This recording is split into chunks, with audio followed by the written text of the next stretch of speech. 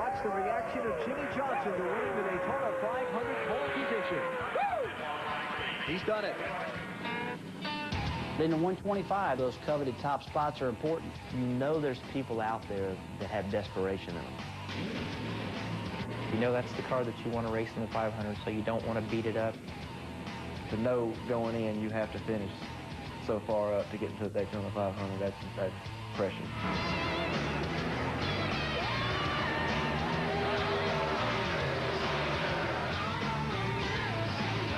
You want to see what you can learn because that's really your best test before the Daytona 500.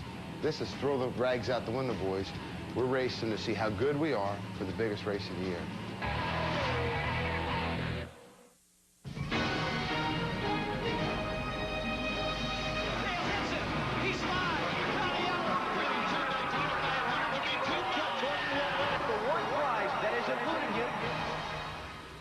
TNT Sports welcomes you to Daytona Beach and our continuing coverage of Speed Weeks leading up to this Sunday's running of the Daytona 500.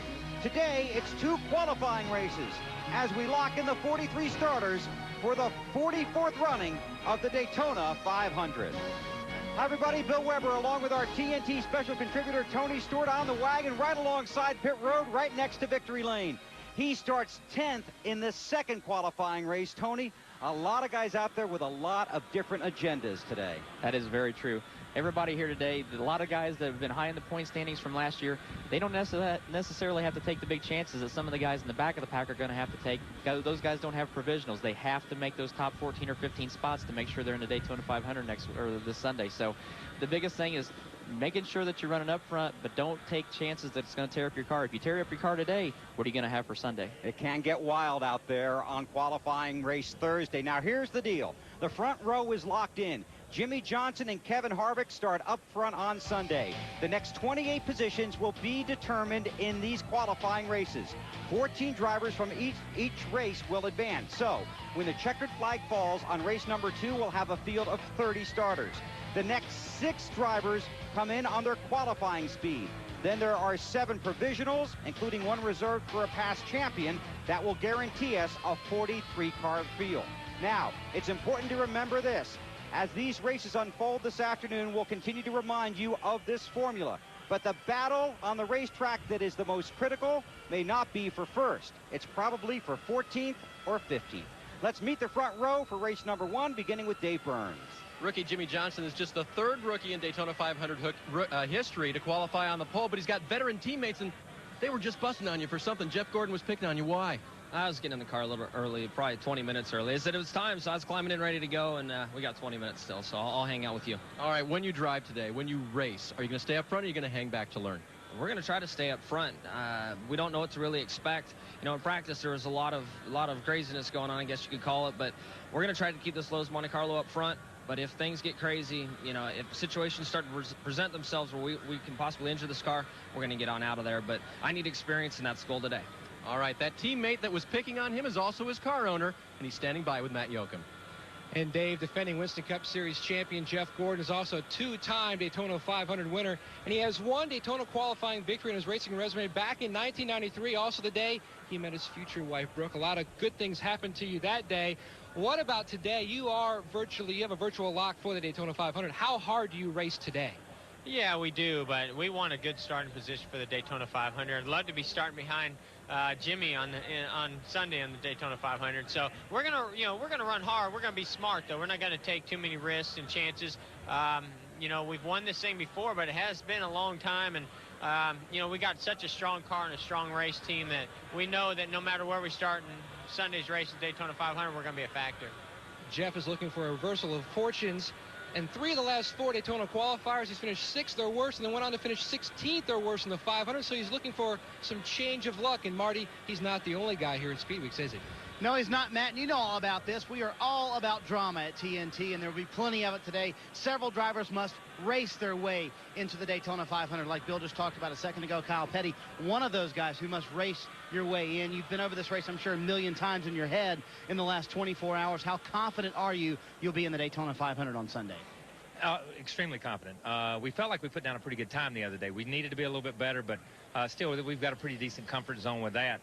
Even though I've had to race my way in since probably 95 or 96, it seems like every year, we've got the best time that we've ever had so far, and this car is incredible. It's been good the whole time. Mike Egge Racing Engines, they've been phenomenal all week long down here, and we just got to put ourselves in a good position, and that's all it's all about today. All right, used to the scenario. So if he does not make the race for some reason, it'll be the first time the Daytona 500 has run without a Petty, Bill, in the field since 1965.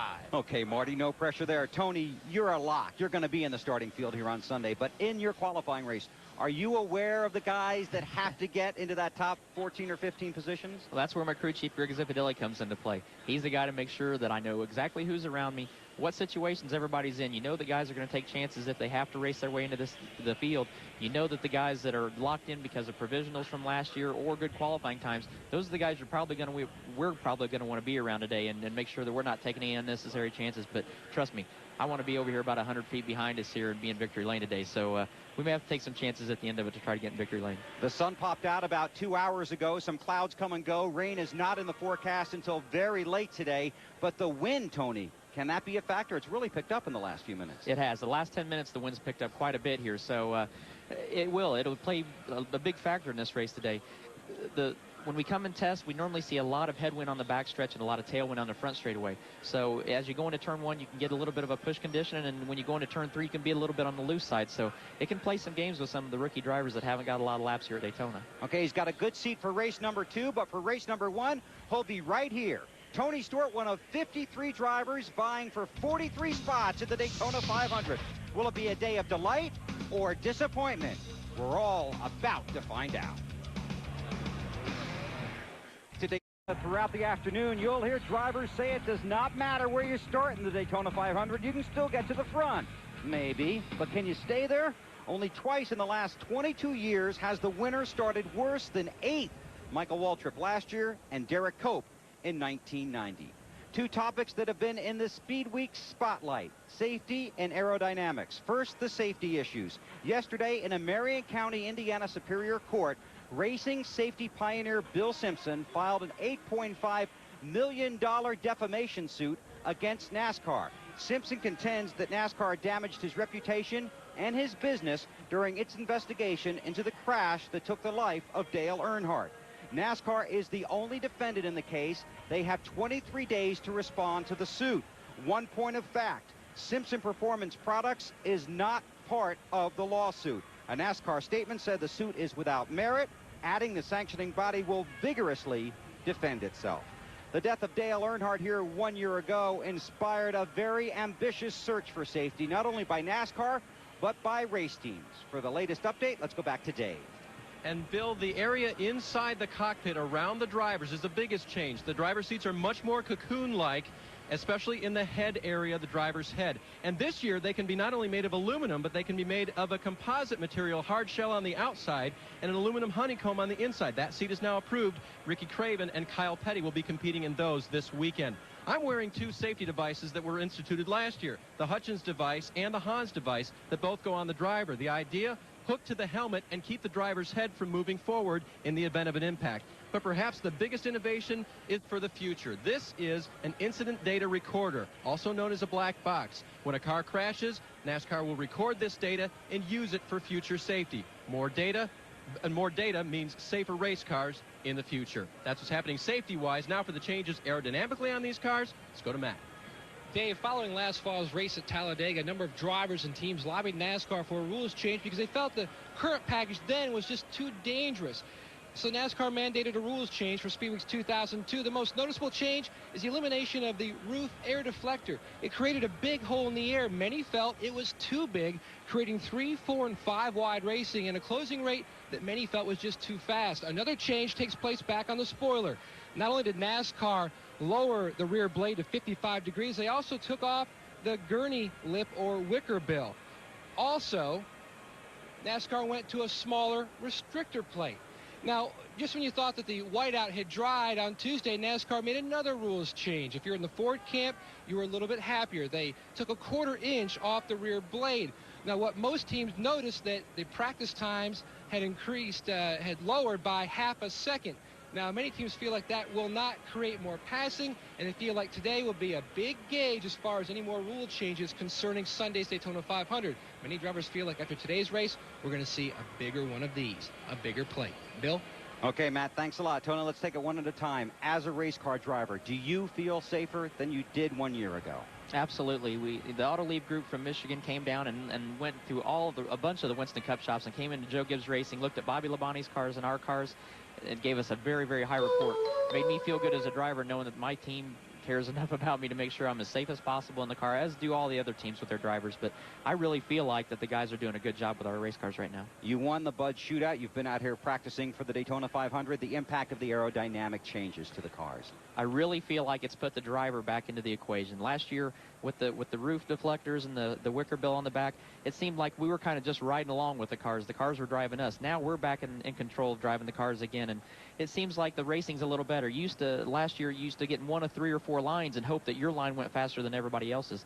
This year, you may be in 1 or 2 lines, but at least you're getting to race guys one-on-one again, and that's what we saw in the shootout the other day, and that's what we're going to see a lot of today, hopefully. Okay, the Ford guys did get to shave that rear blade, that rear spoiler. Is that okay with you during Speed Weeks? I'll be perfectly honest. As long as it makes the competition even for everybody, I'm in favor of it. As long as it doesn't give them an unfair advantage, and that's all we've ever asked, is that NASCAR gives us a level playing field to perform, and put the job in the drivers and the team's hands. If we can do a good job as teams, then we'll go out and win the races. Okay, that's Tony's opinion. Now let's get your opinion. Log on at NASCAR.com and respond to our TNT Race Talk question. Is it okay if NASCAR makes rule changes during Speed Weeks? Be sure and vote, and while you're there, fire us a question, because between races, our TNT announce team will be fielding your questions. We'll get in as many as time permits. So we'll see you online, and don't forget to vote in our poll. Coming up, we'll talk to Michael Waltrip. He's the defending champ of the Daytona 500. He's in race number 2, and he's smiling. That might make you worry. We'll find out why. In the second qualifying race this afternoon, defending Daytona 500 champion Michael Waltrip. Now, earlier during Speed Weeks, Michael did a little driving off the track, and going along as his caddy are Marty Snyder.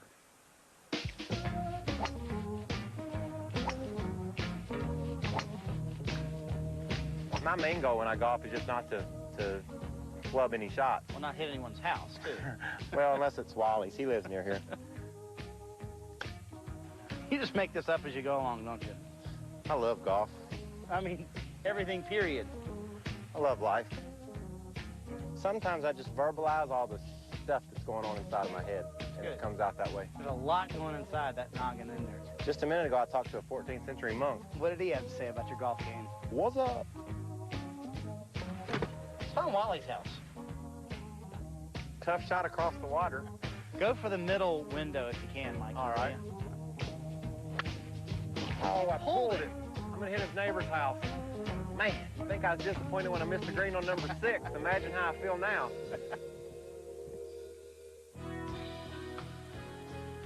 I'm very serious about my racing, but I feel like I have a responsibility.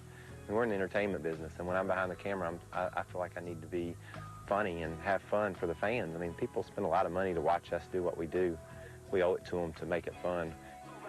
In 463 tries, finally Michael Waltrip is going to win a NASCAR Winston Cup race, winning the Daytona 500, the biggest of them all. Tell me about the morning of the Daytona 500 last year. I know you had a special conversation with Dale. We really were right all week. We felt like we were going to be there, and Dale just said, "You're right. We're gonna win. We can win this race, but we have to do it together. Me and you and Junior, we have to work together in order to accomplish this deal." And you know, when I sat there under the red flag after the big crash, I looked around and saw me and Dale Jr. 1, 2, 3, and I said, "You know, you're on it again, buddy." You have the greatest opportunity in your life, and you never got to say thanks. I wanted to race for him so bad. I wanted to win for him so bad, and I really just wanted him to hug me after I did it, you know, and didn't ever get to experience that. But, is that a void in your life, and you look back on that and say, man, I'm really missing that? It would be a void if I didn't believe in that we're all going to wind up in heaven, and so I know that one day I'll get that. And so instead of experiencing it and being gone, I have it to look forward to. You walked into Daytona last year, you said, I know I'm going to win this race. Do you walk in there and know you're going to win it this time? This year, it's added to slightly by when I walk by people saying, "You won the Daytona 500 last year." That's Michael Waltrip. We won last year. You know, that just adds to your confidence. But I'm real happy with where I am as a race car driver heading into the 2002 season. No.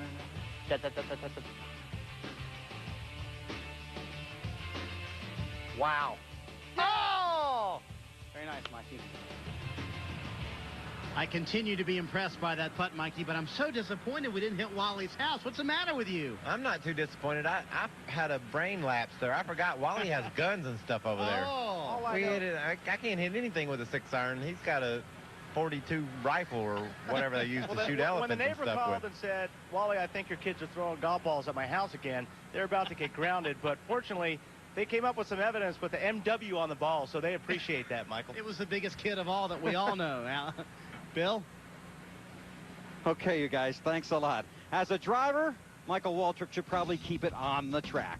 Coming up, the pre-race ceremonies, and then the command to start the engines as it's time to go racing at Daytona.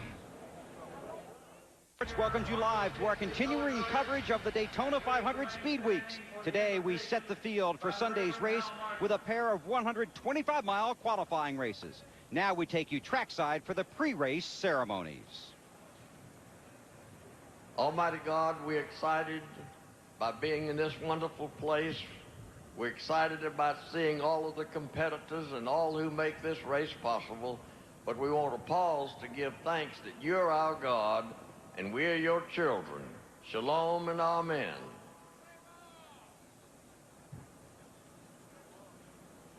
To sing our national anthem from the News Journal right here in Daytona Beach, Mrs. Julia Davidson Truillo.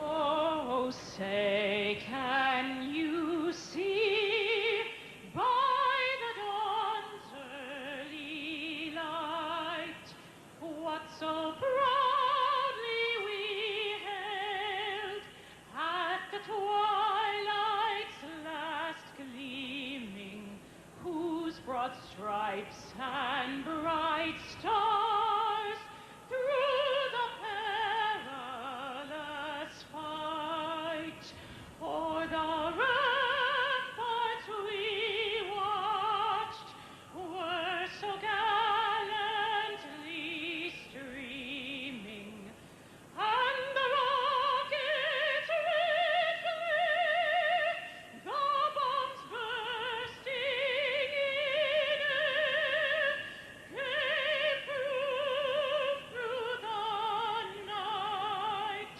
that our flag was still there.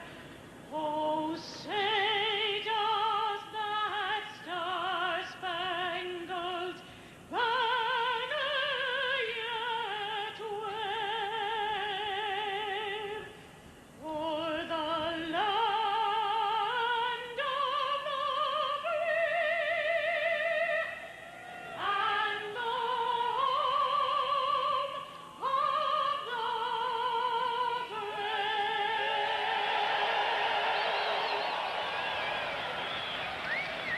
Julia Davidson Truillo, ladies and gentlemen.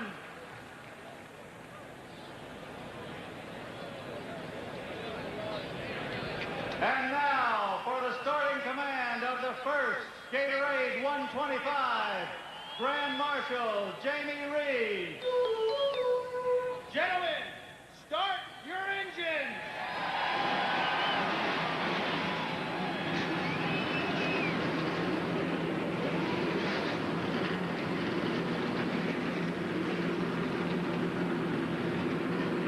Race number one is a 27-car field that features a rookie, Jimmy Johnson, on the pole, reigning champion Jeff Gordon alongside, and a pack of desperate drivers in the back of the field. It should be quite a ride, and here to take you on that ride, Alan Bestwick, Benny Parsons, and Wally, don't hit my house with your golf ball, Dollarman. Don't live on the golf course if Wally's nearby. All right, Bill, thank you. BP, the big race is Sunday, but the big pressure is today. You know, the greatest thing about these races, Alan, we have 2 races going on at the same time. Number one, the guys in the top 5, they want to try to win. They'll be doing everything they can to win. But the real race is to get in the Daytona 500 back for 14th or 15th. That will be the wild scramble. And Wally, you and I both have been in that position. BP, it hurts. It's tough. You can see it on these guys' face. They are worried about it. They've got to get their way into the 500 to race in. Some of these guys have been running the whole season, like guys like Mike Skinner, Casey Atwood, Jimmy Spencer. They don't have a fast enough speed. They're not high enough in provisionals. They've got to race their way in, and I'll tell you what, that's a gut-wrenching feeling. For those guys and several others, it's 15th or bust today. We like to say we know drama on TNT. Some of these Winston Cup drivers know drama right now. Will they be in Sunday's big race or not? Their chance to earn their way in is next.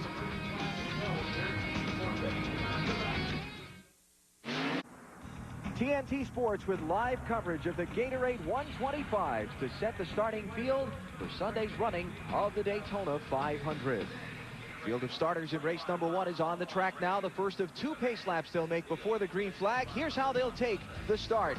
Rookie Jimmy Johnson, the Daytona 500 pole sitter, will be alongside his car owner and teammate Jeff Gordon on row number 1. Second row is Ward Burton and another Hendrick Motorsports entry, Terry Labonte, Dodge and Chevy in row 2. On the inside of row 3, 2-time Daytona 500 winner and last year's pole sitter, Bill Elliott. Mike Wallace trying to find a sponsor to continue on the outside. Dale Jarrett, 3-time winner of the Daytona 500 on the inside of row 4. Ricky Rudd looking for his first Daytona 500 victory. Bobby Hamilton in a backup car. He was involved in a practice crash here the other day. He's lined up in row 5 along with Dale Earnhardt Jr., but he'll go to the back. Row 6, it's Brett Bodine, maybe on the bubble as to whether or not he'll make the 500 if he doesn't get in that top 14 or 15 today. On the inside of row 7, Sterling Marlin, who won this very race last year. Joe Nemechek on the outside. On the inside of row 8 this afternoon is Jeffrey Bodine trying to make a comeback, and Hutch Strickland in a new ride. 9th row, Mark Martin never won a Daytona Winston Cup race, and Ryan Newman in a Penske Ford. The 10th row is Johnny Benson, has been very strong in practice, and Elliott Sadler in the Wood Brothers Ford. Here's some guys that need to go forward to get in the top 15. Rick Mast on the inside of row 11 and Kurt Busch on the outside. Inside of row 12, Ricky Craven, Matt Kenseth. He's okay in points, but would like to move forward for a better starting spot. 13th row, Kyle Petty. Talked with him earlier. Kyle, 42nd in last year's owner points, 27th on time. Better make sure he's in the top 14 or 15 in this finishing order in race number 1. Let's get out of the wagon, Tony and Bill. Tony, you've had a chance to practice with these guys, see how their cars are handling. There are some strong cars in this race. Yeah, there really are, but at the same time, there's a lot of guys that didn't qualify well that really have strong race cars that are starting in the back of the pack. Some guys that qualified really well. We didn't see a lot of strength of them in practice, so it's going to be interesting to see how these first couple laps mix up. But I can tell you one thing, I'm going to watch for this red number 8 and see how long it takes him to get to the front. Okay, that's the story from the wagon out to pit road to Marty Snyder. And the goal for the pole sitter today, Jimmy Johnson, is very simple, Bill. You heard him talk to Dave Burns in the pre-race. Take care of the race car. I talked to his crew chief, Chad Knaus, and he said, you know what? We want to make sure the car is fine, number 1. Number 2, we want to see how it runs out front. And number 3, how it runs behind and who we run well with under these race conditions. To Matt. And last year, Marty, Bill Elliott started out Speedweeks with a bang, winning the pole, but he's hoping to start out at Speedweeks with a bang a little later, hopefully today with a victory, his first in the 125 since 2000, but he had an interesting incident during practice on Tuesday. He actually hit the cover to a grill and knocked the nose in by 15 inches. His crew chief and crew fixed the nose of the machine. Now they feel like this 125 is going to be a big test for Sunday. Dave? Matt, Ricky Rudd's crew is all repaired from their injuries in Homestead last year. They had some practice last Sunday when they got to pit Andy Hillenberg's ARCA car. They know what it's like mentally. They know what it's like physically. Bobby Burrell, Kevin Hall, and Johnny Bryan are all back for Ricky Rudd. 50 laps, 125 miles. The top 14 not already qualified for the 500, so the first 14 finishers, except the 48 car of Jimmy Johnson, make the cut for Sunday's Great American Race. Here they come down for the start.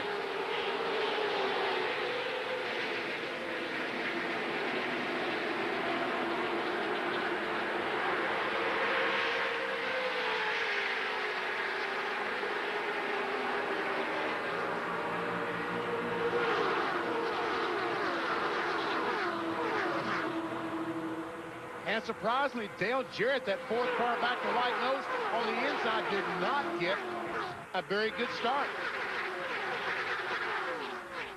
Jeff Gordon, outside lane, trying to ease forward, but Jimmy Johnson getting a push from Ward Burton, staying with him. Most teams are talking that the outside line seems to be the fastest. That's Terry Labonte behind Jeff Gordon, his teammate. And Jeff Gordon will lead the first lap from the outside pole position.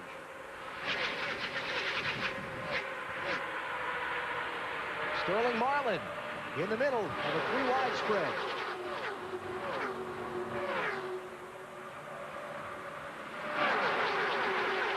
I think he'll want to be there too long. You can really get away with running the middle when your tires are new and everything's cool and you got a lot of grip, but it doesn't look like he's making too many gains up there in the center like we saw with the old rule package.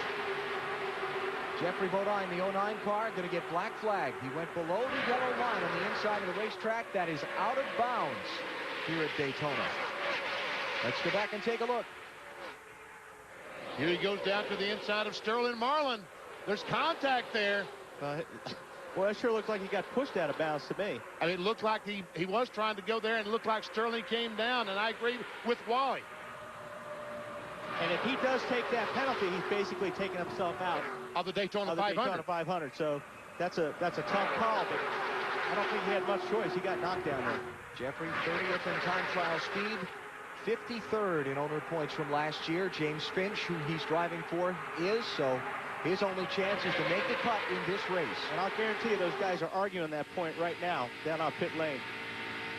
Jeff Gordon leads. You're on board Jimmy Johnson in 5th.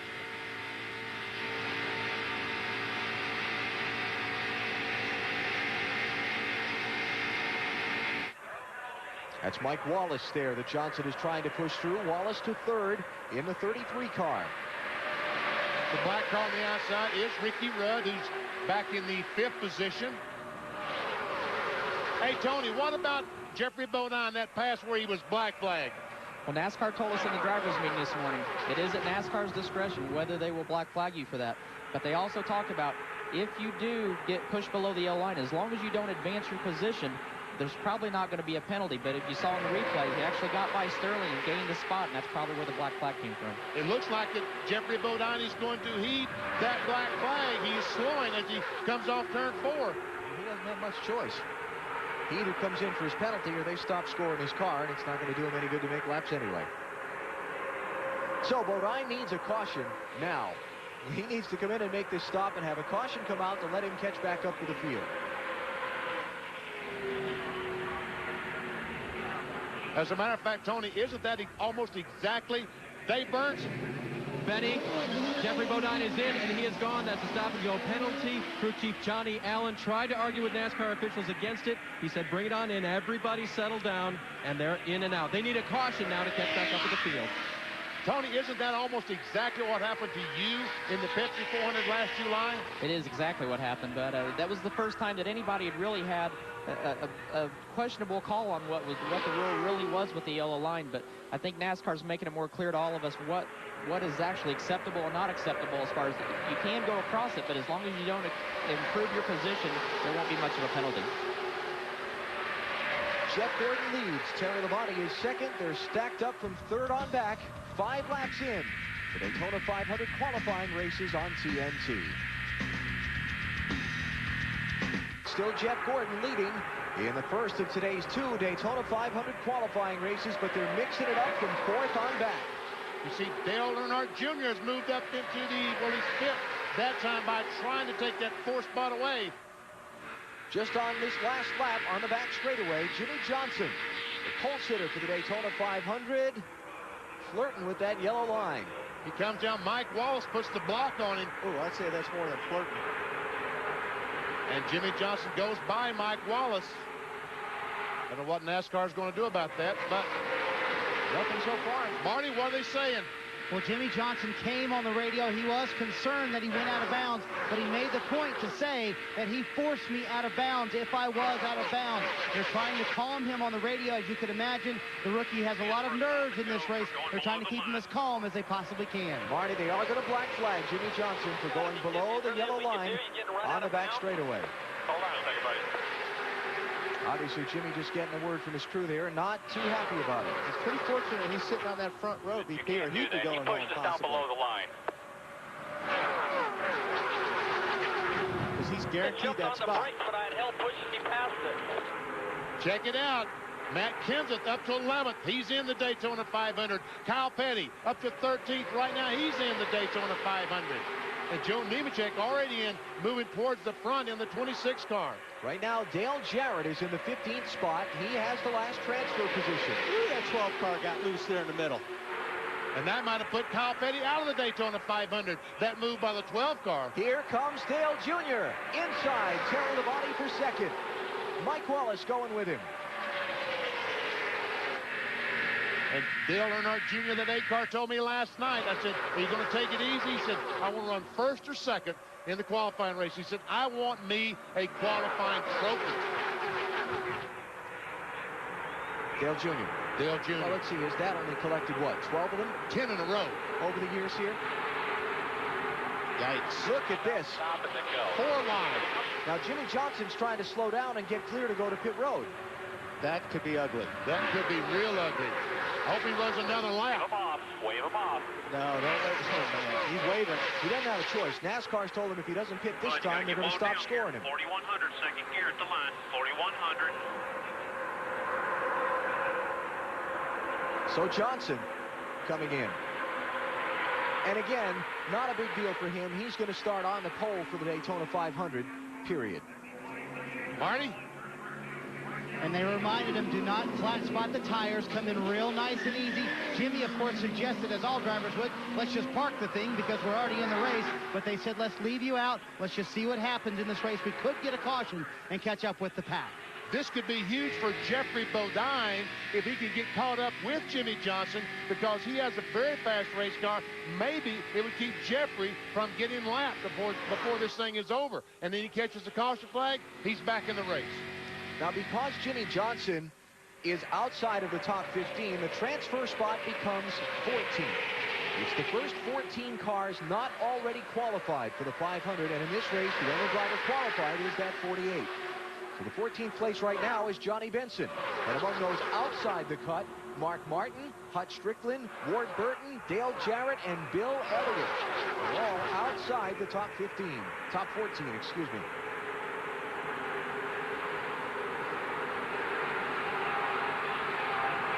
There's Kyle Petty in the 45. Kyle is in 9th spot right now.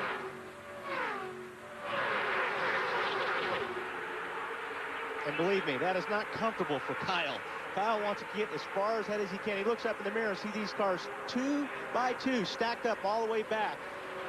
And, I mean, you can lose 8-9 positions in one lap. So he is still not real comfortable with the position he's in. Bill Elliott moves in the 14th spot. Matt Kenseth now gets kicked outside that lead group.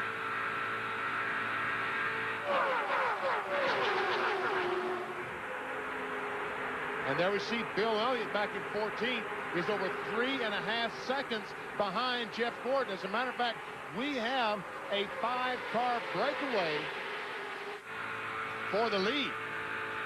And I don't think you'll see too many of these guys worrying about jockeying for position. They want to get away from this pack.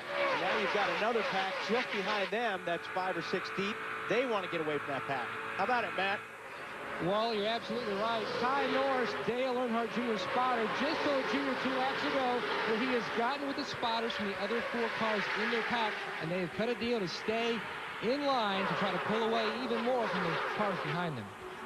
That lead group, Jeff Gordon, Dale Earnhardt Jr., Mike Wallace, Ken Schrader, and Terry Labonte. Then the gap, a couple of seconds, 2.5 now. Back to Ricky Rudd in 6th, Sterling Harlan in 7th, Joe Nemechek in 8th, Ricky Craven in 9th, and Kurt Busch in 10th.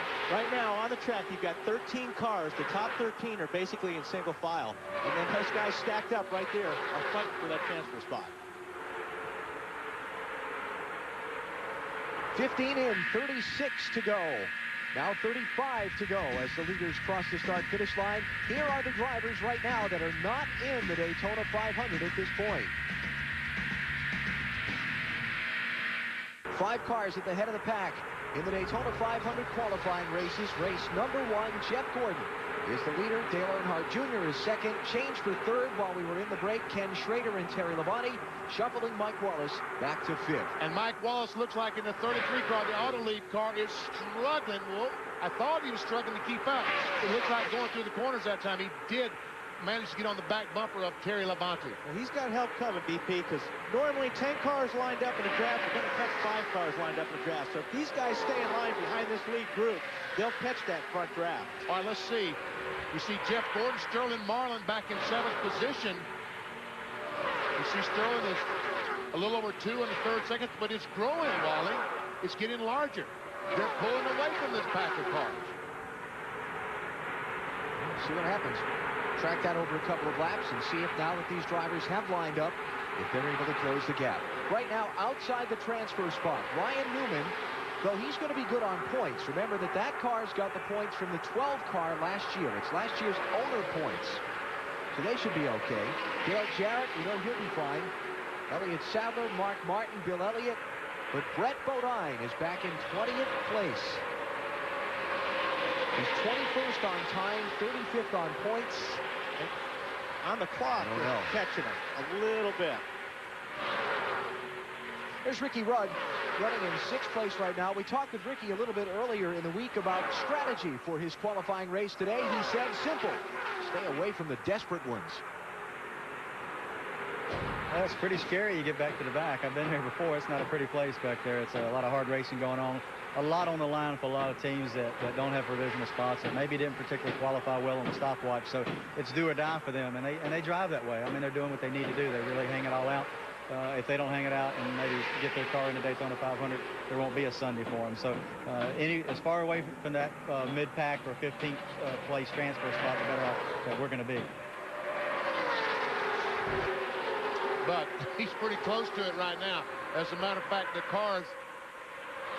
22 cars in 12th position, so he is away from the scramble, and it will be a mad scramble for that 14th position.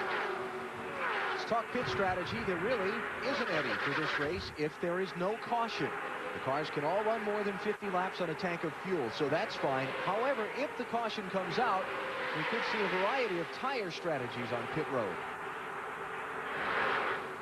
Some of the guys in the back trying to take 2 tires to get some track position and get up front, that kind of thing. I think that they're really concerned about the tires going away after about 25, 30 laps.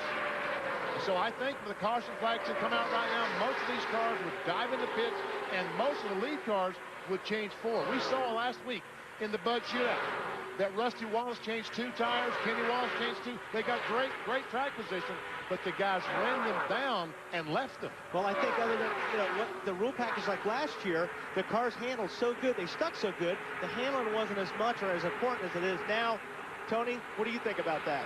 I agree. It puts more of the driver back in our hands. I think what you saw last week, too, but you got to keep in mind, if we get a yellow today, everybody's going to be grouped up on the restart, where last week when Rusty Wallace and Kenny Wallace were ahead of us on taking 2 tires, they were way far ahead of the pack. It gave us an opportunity to get grouped up 3 or 4 cars at a time, and we were running against them one-on-one, 4 cars versus 1, so they didn't have drafting help. So when we did catch them, we were able to go by right away and pull away without having to worry about those guys coming back on us. Kirk Shelmerdine, Carl Long going the lap down to the leaders. The 80 and 85 cars, respectively. So that's 2 cars, 80, 85. And the 85 of Carl Long that will not be in the Daytona 500 on Sunday. Need a driver with points or much of a time trial speed to fall back on. Up the top, cars that are not inside the top 14 are those who may be in trouble if they don't have a good time trial speed or points to fall back on from last year. Brett Bodine, 21st on time. That's going to be close. It's going to be really close. Last year, the time that made the field was 16th fastest overall time. John Andretti started 36th in the 2001 Daytona 500, and as I just said, he was the 16th fastest qualifier. And Brett got the final spot in last year's 500 field on owner points. He's 35th in owner points, and that last spot in the field last year went to 36th in owner points. So it's going to be nerve-wracking for him if he can't get up and get qualified right now. And you can see just how consistent these cars are. 182, it never changed down the entire length of the backstretch.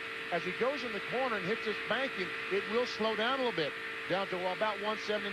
Now, we should see 184, 185 on the front stretch because of the tailwind. I see 183, 184. The wind just blowing that car right along. Come on, 185. Junior, 180. There you go. As he drives off the corner, we might even see... Oh, he went away. I thought I was going to see 187. You ever get tired of this, you've got a future as an auctioneer. Okay? Jeff Gordon is the leader of Daytona 500 qualifying race number 1. We're halfway through. National Speedway, NASCAR on TNT with live coverage of the Daytona 500 qualifying races. Jeff Gordon is the leader. Dale Earnhardt Jr. is second. Ken Schrader, Terry Labonte, and Mike Wallace make up the rest of the lead draft. Coming up Saturday on TNT, coverage of final practice. Happy hour for the Daytona 500 starting at noon Eastern time. And then the NASCAR Busch Series season opener, the EAS GNC Live Well 300. That's Saturday on TNT. And Mike Wallace is about to lose that lead draft. And if he does, that group behind him is going to catch him in a hurry. The 44th Daytona 500. Sunday, NASCAR on NBC at 12 noon Eastern time. And there you see the gap between Terry Labonte and Mike Wallace. Oh, I think Mike is just hanging on by his fingernails right now.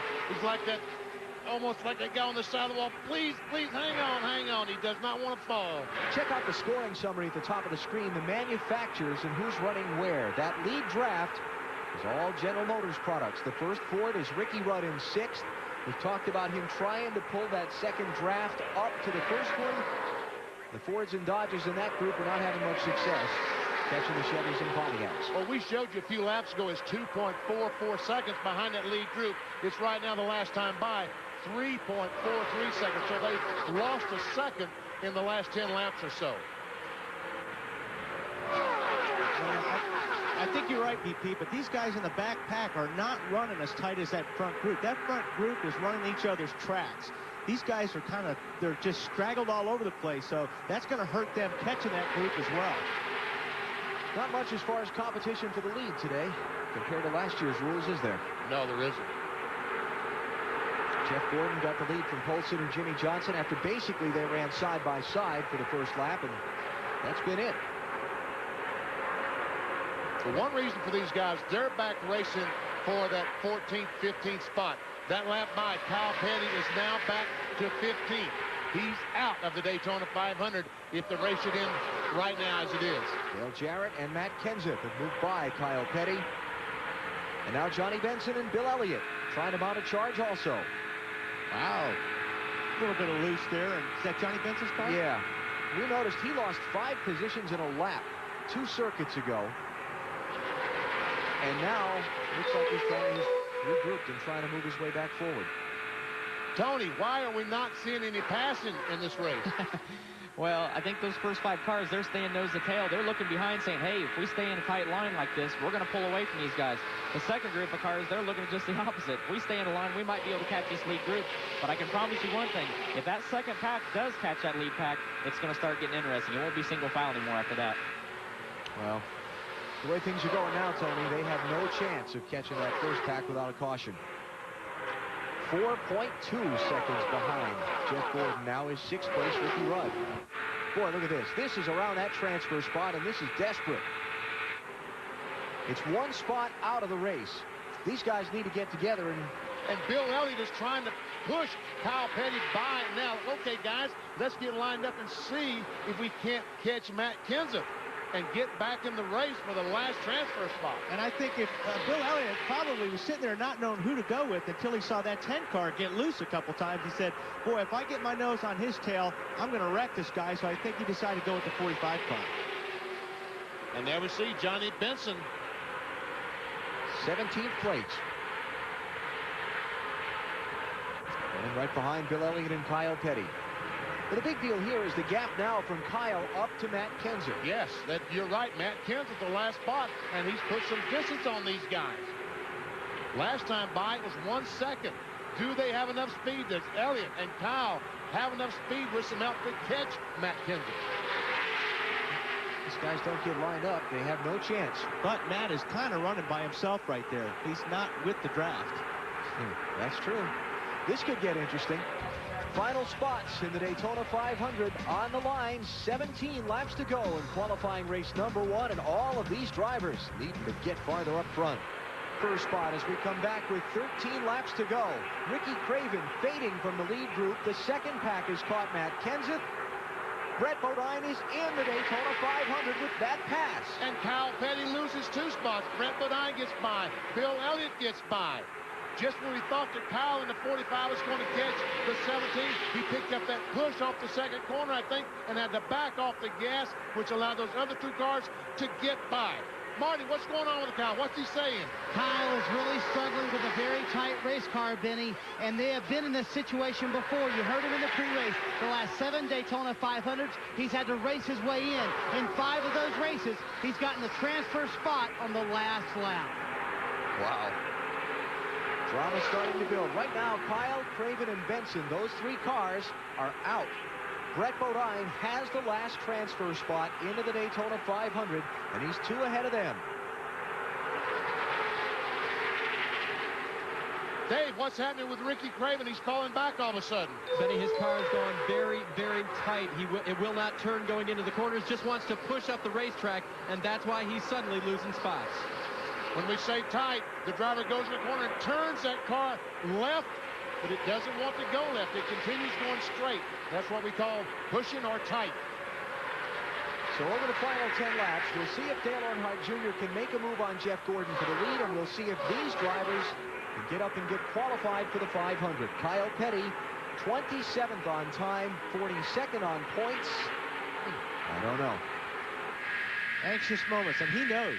I'm sure he's wanting to know where he's at, what position he's at, but he'll be helpless. Unless you have help out there, it's going to be tough for him to even catch that group in front of him right now. So far, Dale Earnhardt Jr.'s made no move on Jeff Gordon. He's been behind him, what, about 25 laps now? No bid at all. Let's mention that Jimmy Johnson ducked onto pit road for a green flag stop a minute ago. He changed tires. That's probably for 2 things. Number 1, you brought up a good point, to get some pit crew practice, to get them some practice, but also see what his car does with a chassis adjustment and 4 fresh tires. So he's a lap down. Jeffrey Bodine has been caught and put a lap down also. The numbers, the gap on the bottom of the screen, that's the interval from Brett Bodine, who's got the last transfer spot, to Bill Elliott, who's 1 out of the 500. You see it on the track. You see it on the stopwatch. And see, that's 0.14 of a second. And the difference in the pole position on Saturday afternoon between Jimmy Johnson and Kevin Harvick was 16/1000ths of a second. Marty, straighten us out on what Jimmy Johnson's team did with that pit stop. Well, actually what happened, Alan, is they started to develop a tire rub on the left front tire. So they came in, changed tires. They did make a chassis adjustment, and they're kind of perplexed as to why that rub developed later in the race. That's something they'll try to figure out in practice tomorrow. Okay, here we go. Again, Johnson will start on the pole for the Daytona 500 unless somehow he crashes that car in final practice on Saturday. But right now, he's a lap down, 2 laps down. Check that, back in 26th place.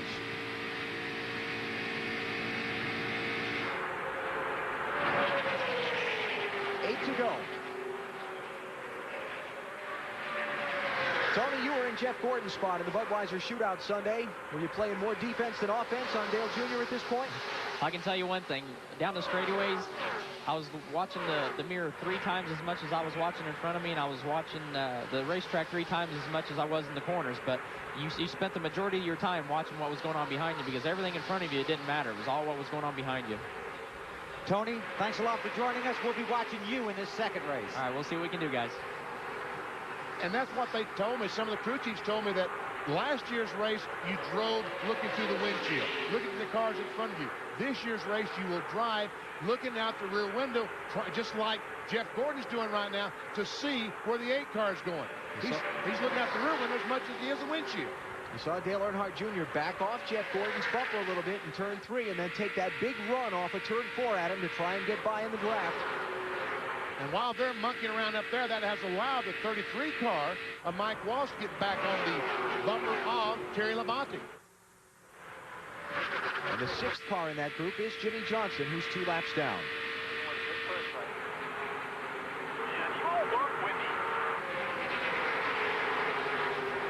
Marty, what's Robbie Loomis saying about the 24? Is it okay?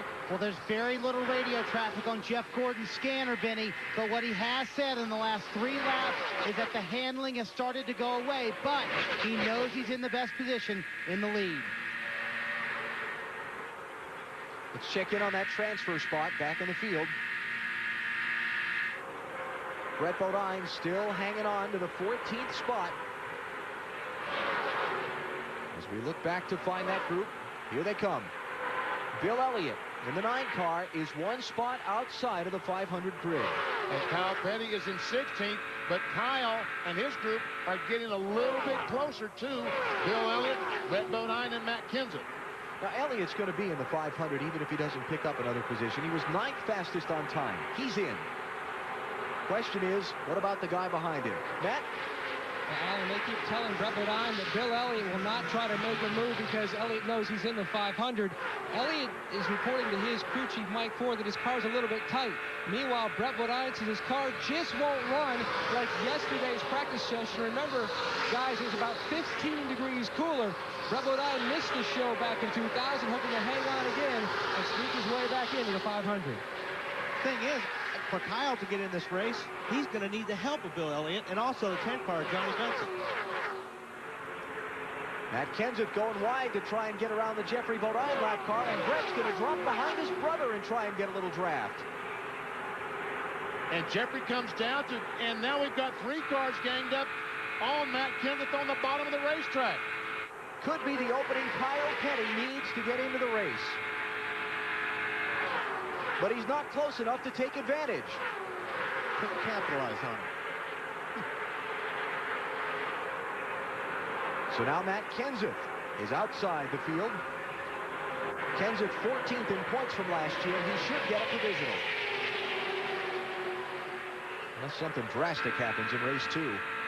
And again, all we talk about getting in, we know if you're in the top 14, you're going to be in the race.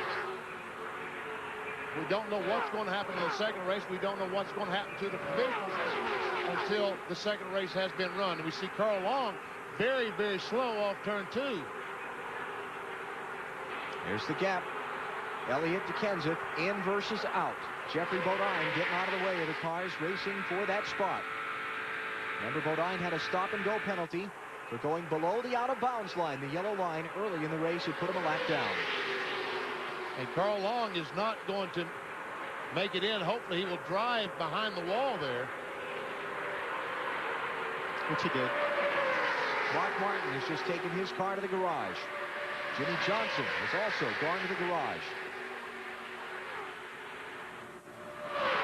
So those 2 drivers feeling like nothing more to gain at this point. Certainly that's the case for Johnson. And Benson and Kyle Petty, whoa. Kyle is desperately trying to keep that position and get himself where he might be able to get by the 17 in the last couple of laps. He knew if he give that spot away to Benson, he was out, guaranteed to be out. Here's Schrader for second to the outside of Dale Earnhardt Jr. Who does Gordon help? Is there smoke coming out of the 33 car? Yeah. Yep. Schrader looking, Junior blocking. Gordon to block.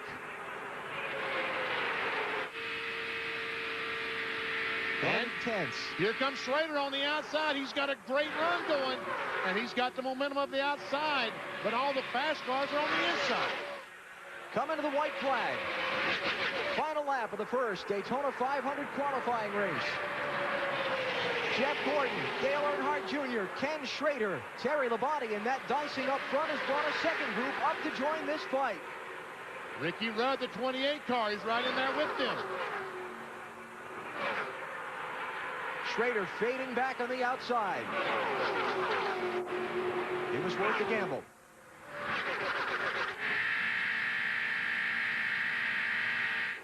Sterling Marlin's in that group. Now it's Mike Wallace getting shuffled. Here's Ricky Rudd around Terry Labonte into fourth. Final corner. And I don't think Junior's going to have enough. To the start-finish line, second time in his career, Jeff Gordon wins his Daytona 500 qualifying race. Now checking back to the transfer spot. Here's where it counts. Bill Elliott gets the last position. Matt Kenseth, Johnny Benson, Kyle Petty didn't make it. Hunt Strickland, Ricky Craven, Elliott Sadler, Bobby Hamilton, Rick Mast, all outside the cut. And all they can hope now is that second qualifier runs nice and clean, and they go back and use about the 35th fastest car to get in the Daytona 500. Jeff Gordon wins the first of today's two Daytona 500 qualifying races. There are the top 10. All will start on the inside lane in Sunday's Daytona 500. And now the drivers who finished beyond 14th will have to fall back on either a time trial spot or provisionals from last year. Those drivers on down if they're to be in Sunday's running of the Great American Race. And of course, Jimmy Johnson, he'll start on the pole regardless Sunday. Remember, he got penalized and went a couple of laps down after going below the out-of-bounds line earlier in the race.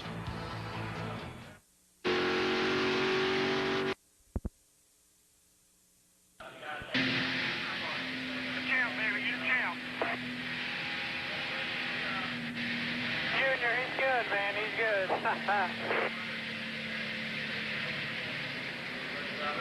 Welcome back to Daytona. The first qualifying race is over, and Jeff Gordon has made a triumphant return to victory lane at the Daytona International Speedway.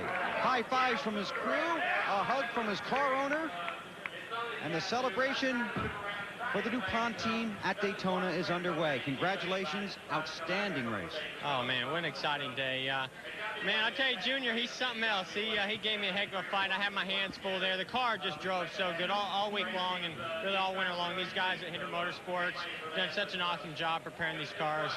Really want to thank DuPont for having such an incredible company that they've been around for 200 years. And this 200th anniversary car, this our 500 car, won that third spot, and we got it. So this is awesome. You told us in the pre-race you wanted to start behind your teammate, the car you co-own, and you will.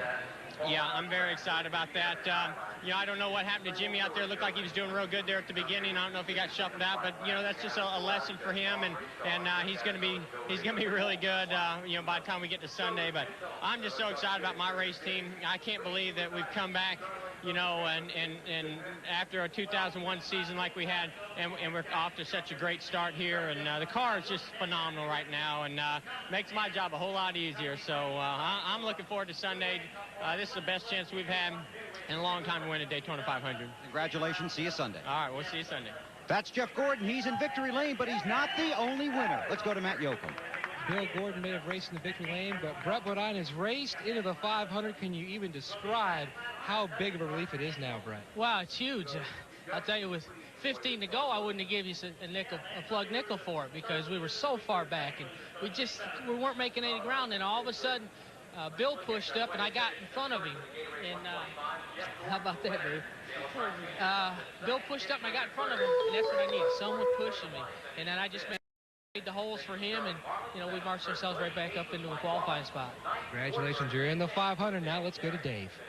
And standing by with Rick Mast right now, who did not make the field. Rick, how close are you to make it in on points or speed at this point? You know what? We've been in such trouble since I've been here. I'm not even going to pay any attention until it's over and see. Once it's over, they can tell me if we're in the race or not. I mean, we struggled with the car trying to get up to speed. And, you know, here, as these guys up top know, when you're in the middle of that draft, especially early in the race, you got to make your move then. The problem with my car, I get like 2 car lengths behind somebody. There's a big buffer zone with the car. I couldn't keep tucked up under the guy in front of me. And that, in turn, enabled cars to get in front of me, you know, in the draft, and they would shuffle you right to the end of the line. And then once they lined up, it would take me on back. But Daytona's gut-wrenching, but it's still fun. He'll find a place to watch and wait to see if he makes it. Alan?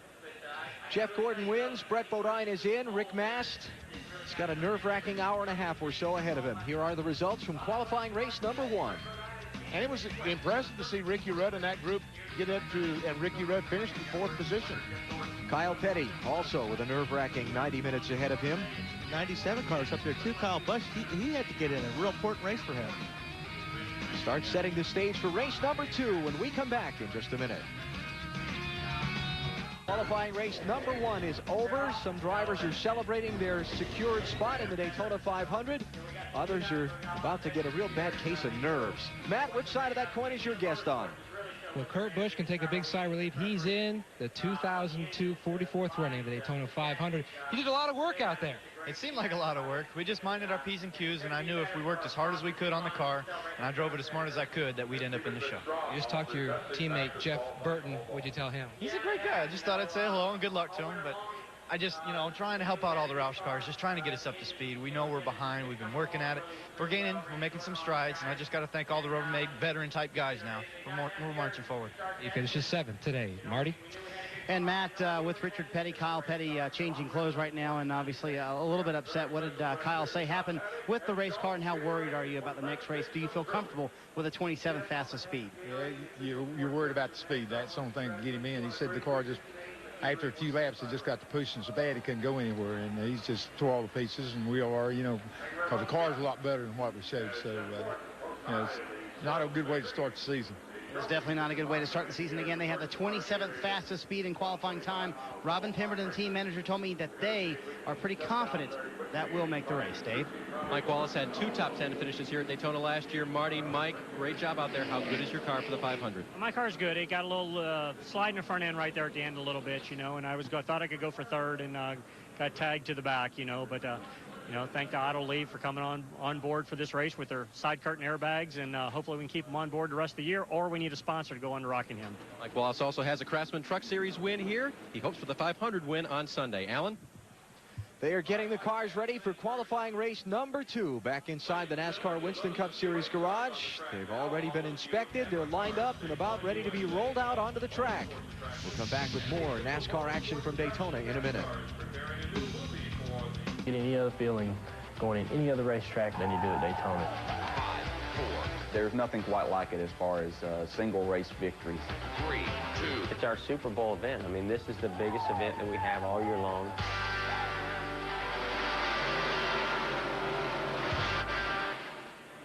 Cannot wait. Sunday, noon Eastern time, the 44th Daytona 500, and you'll see it on NBC Sports.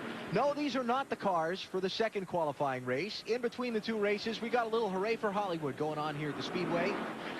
Shooting some movie scenes for an upcoming IMAX film on NASCAR racing and on Daytona. So while we have a moment, let's check out the results of our Race Talk poll. Your votes on is it fair that NASCAR makes rule changes during speed weeks? I think the no's have it. And look at that, 60,000 votes. Nobody working. Nobody's working today. Yeah. All right. Now let's take some fewer questions on our Race Talk. Why is the Daytona 500 starting grid set so differently than all the other races? Go ahead, BP. I hate tests. Well, I don't really know. It's just the way we've always done it. I don't really know who dreamed up this idea of the starting positions. But again, I think that they wanted some reason for the cars to be here longer than 3 or 4 days. It's tradition. It's tradition. It's making it special, different than the other races.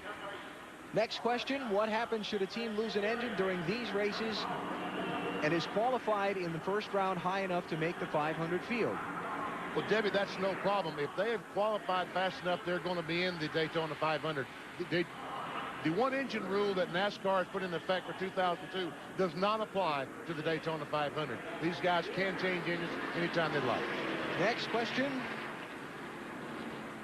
When a driver has a tire going down and they develop a vibration, how can they tell which tire it is? Sometimes you can't.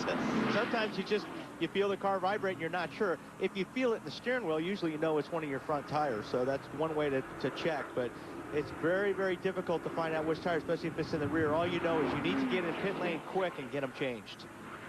And next question from NASCAR Race Talk. When do TNT announcers what do they get their wives for Valentine's Day? That's a terrible question to ask. Well, did you take care of that? Oh, yes. Okay. A beautiful, just gorgeous bouquet of flowers. Red, long stem roses with baby breath spread throughout. You know, I learned years ago that the excuse that that stuff comes up during race week and we're too busy doesn't cut it. You better make sure you take care of it before you get down here. I'm like everybody else. On the way home, I'll be stopping to get something. I haven't done it yet. All right. They're getting ready for qualifying race number 2 here at the World Center of Racing. We'll come back and get to the starting lineup in a minute. Sports is live at the Daytona International Speedway, getting ready for the second Gatorade 125 to align the rest of the top 30 starters for Sunday's running of the 44th Daytona 500. Some drama has already folded. Now we're getting set for the second race. Let's go check out on pit road with Marty Snyder.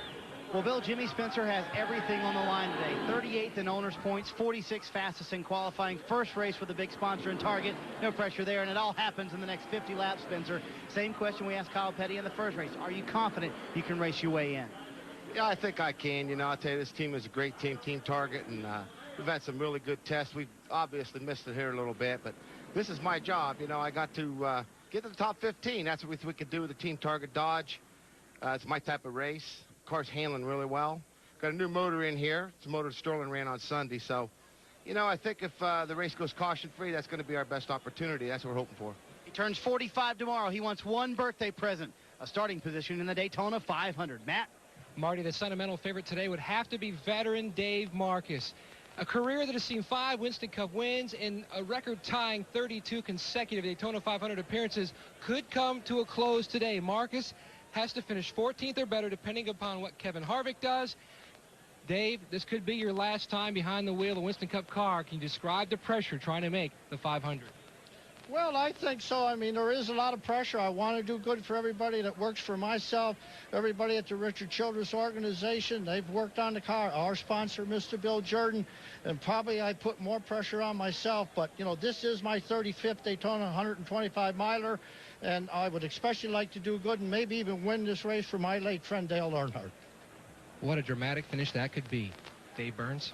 Matt, one woman has raced in the Daytona 500. It was Janet Guthrie the last time she did it, 1980. Shauna Robinson, you're close on speed. Can you race your way into the Daytona 500? Well, I definitely feel like we can. We've been good in happy hour and, in drafting practice, and the car sucks up good. It seems like as long as you have a partner in front and behind, you're good, and that's what we'll do. We'll put ourselves in a position to be there. We'll definitely be watching Shauna for luck. She has a picture of her dad's race car on her dashboard. Lefty used to be a late model racer. Bill? Thanks, Dave. It's a 26-car field with a 26-year-old on the pole. Kevin Harvick already locked in to the starting grid for the Daytona 500. The second of the qualifying races about to begin. Let's go trackside. Ladies and gentlemen, if you please, Amy Melvin. Drivers, start your engines. And with that, ladies and gentlemen, ranking up the engine. Getting ready for the second Gatorade 125. 26 cars, 26 drivers trying to get one of 43 spots in Sunday's running of the Daytona 500. The second qualifying race just ahead on TNT. Turn me up. Come feel the joy all around. Speedway, NASCAR on TNT with live coverage of the Daytona 500 qualifying races. The field for race number 2 rolling out from the NASCAR Winston Cup garage, and here's how they'll line up. Kevin Harvick, guaranteed to start second in the 500 Sunday, but he's on the pole for this race alongside Robert Presley in Mark Melling's Dodge. Row number 2, it's Robbie Gordon. Mike Skinner won his qualifying race in this car last year, and the defending 500 winner, Michael Waltrip. On the inside of row 3, Jeff Green, another car from Richard Childress Racing, trying to make his first Daytona 500. And 2000 champion Bobby Labonte on the outside. Jerry Nadeau on the inside of row 4, and Jeremy Mayfield, his first race in Ray Evernham's Dodge. Kenny Wallace in the DEI Chevrolet, normally driven by Steve Park, and our TNT special contributor Tony Stewart there in row 5. 6th row, we just talked to him a minute ago. Dave Marcus seeking his 33rd Daytona 500 start alongside John Andretti. On the inside of row 7, Jeff Burton. This is the first Ford in this qualifying race. Casey Atwood in a different Dodge. This year on the inside of row 8, there we see Shauna Robinson trying to be the second female to run the Daytona 500. Todd Bodine's in a backup car after a practice crash a couple of days ago. He'll drop to the end of the field. Dave Blaney with him there now on row number 9. 10th row, Greg Biffle. No points to fall back on. And Stacy Compton, one of those drivers in the danger zone. He better race his way to the front. And both these guys have got to finish in the top 14 to be in the Daytona 500. Buckshot Jones and Jimmy Spencer. Same thing. Bobby Gearhart, Hermie Sadler. If they don't finish the top 14 or 15, they're going home. Mike Skinner, 41st on time trial speed, 37th on last year's owner points. He too needs to make the cut, or he is not going to be in Sunday's Daytona 500. The start when we come back.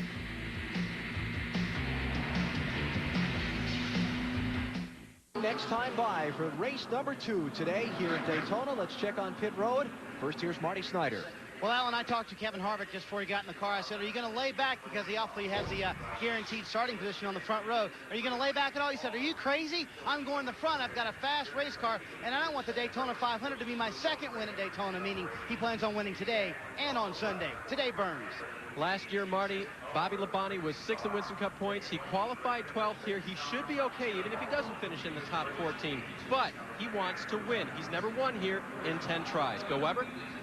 Well, Kenny Wallace begins this race with professional pride, but personal disappointment. He knows he's still a fill-in driver until Steve Park comes back, but he has tremendous talent and great equipment. He'd like to find his way to victory lane, even if it comes today.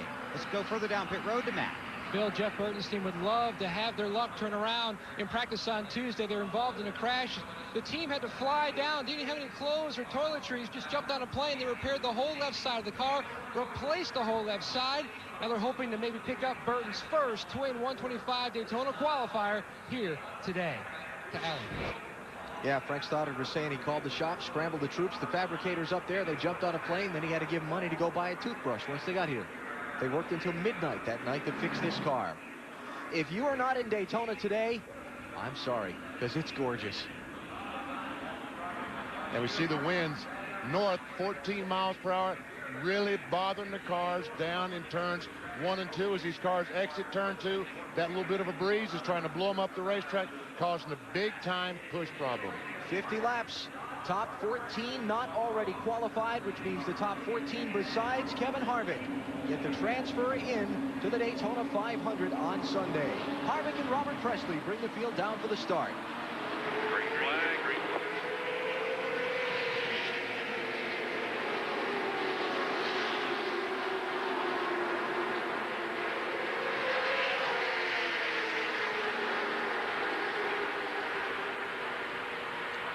Ooh, Michael Waltrip. That's called threading the needle there. Squeezed in behind Jeff Green and in front of Jerry Nadeau. Not for long. And all these guys watch that first qualifier. They know they've got to make it happen in the first 10 laps, or it's not going to happen. Here comes Kenny Wallace in the 1. And Presley is not going anyplace in that 92. Jeff Green and Harvick. No, that was Marcus. Almost got together there.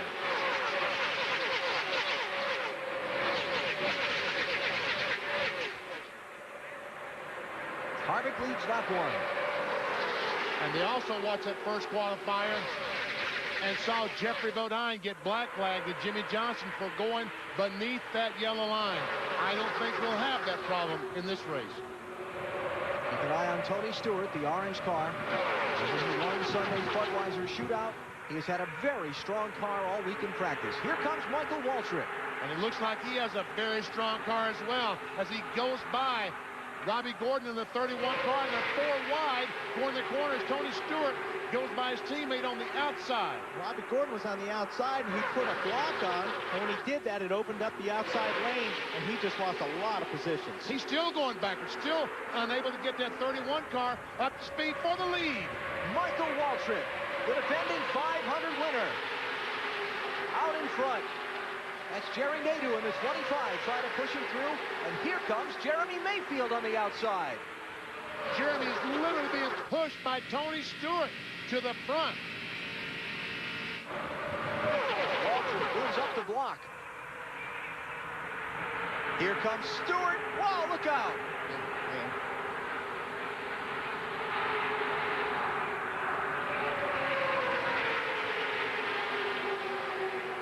John Andretti on that outside lane, too. Sorry, Alan. I was going to say, usually the first race is wild, and everybody that watching the first race is calm in the second race. Well, see, there wasn't a wreck in the first one, so they got to make up for the first one and wreck twice in this one. Here comes Mike Skinner, the gold car.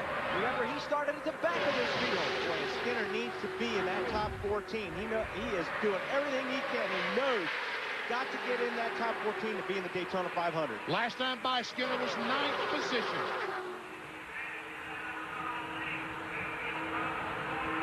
Michael Waltrip, Tony Stewart, Bobby Labonte, the first 3. And look at Tony Stewart trying to go by on the outside. Bobby Labonte's going to help. Can they make it? Looks like they can to me. Boy. They got a regular old mess going on back there behind them. Pole sitter. Kevin Harvick in the middle. And look at that thing wiggle when the 4-car Skinner pulled up behind him. Like I said, that middle is not where you want to be, especially when look out. They're banging off each other. The cars are just not stable in the middle like they were with the old rule package. So, like earlier in the first race, you could do that on new tires. But after about 5 or 6 laps, you don't want to be there. These drivers talk about the big wreck. The big wreck most of the time starts with a little bump, just like that one. They got away with one there. And Mike needs to get out of the center. He needs to get back in line, or he's going to lose a lot. He's going to lose everything he gained. And that white car on the outside is Greg Biffle trying to race his way into the 500. No points whatsoever. That time by, he was 12th position. A couple of Pontiac teammates on the outside there. Tony Stewart and Bobby Labonte. Now 3 Chevrolets lined up on the inside. Waltrip, Nadeau, and Harvick.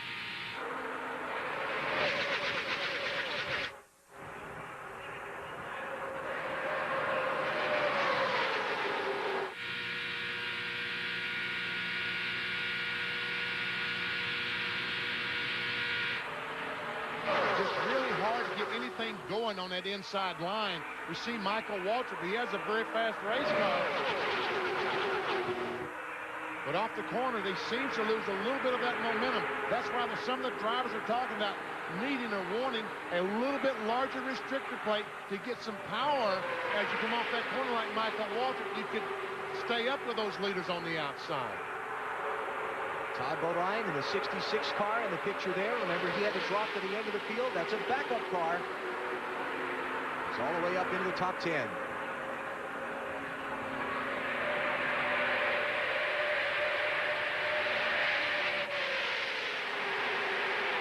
That time by Mike Skinner, 14th position. Rusty Wallace, 15th. Just underway in the second of today's 2 Daytona 500 qualifying races. Tony Stewart barely leading Michael Waltrip. Michael Waltrip is squeezed back by Tony Stewart to retake the top spot. Later on tonight on TNT, it's the NBA with Michael Jordan. The Washington Wizards taking on Chris Webber and the Sacramento Kings. Followed by Inside the NBA, it's 9 p.m. Eastern Time. Tonight, the NBA on TNT. Trouble, turn 2, Mike Skinner, and more. Spencer spinning. Buckshot Jones is in it. These are the guys, too, that needed to race their way in. Skinner drives away. Buckshot 44th on time, 41st on points. And there's Jimmy Spencer's car with a lot of heavy damage to it. 46th. How bad is it, Jimmy? The left side's torn all to hell. I'm coming in. I don't know. Jimmy Not Spencer. flat tire yet, but tail ends, left front fender, flat tires. Jimmy Spencer, 46th on time, 38th on last year's points. There's Buckshot Jones. He was owner points last year, 41st. He was 44th on time.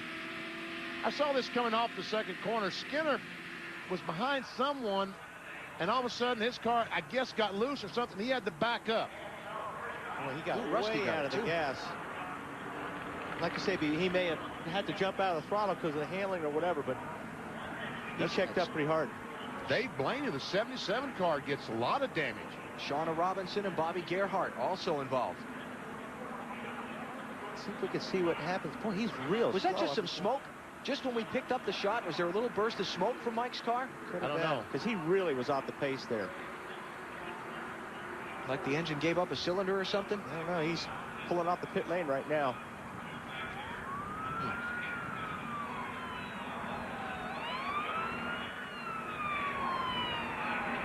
You can't see it there. Hard to tell. Yeah.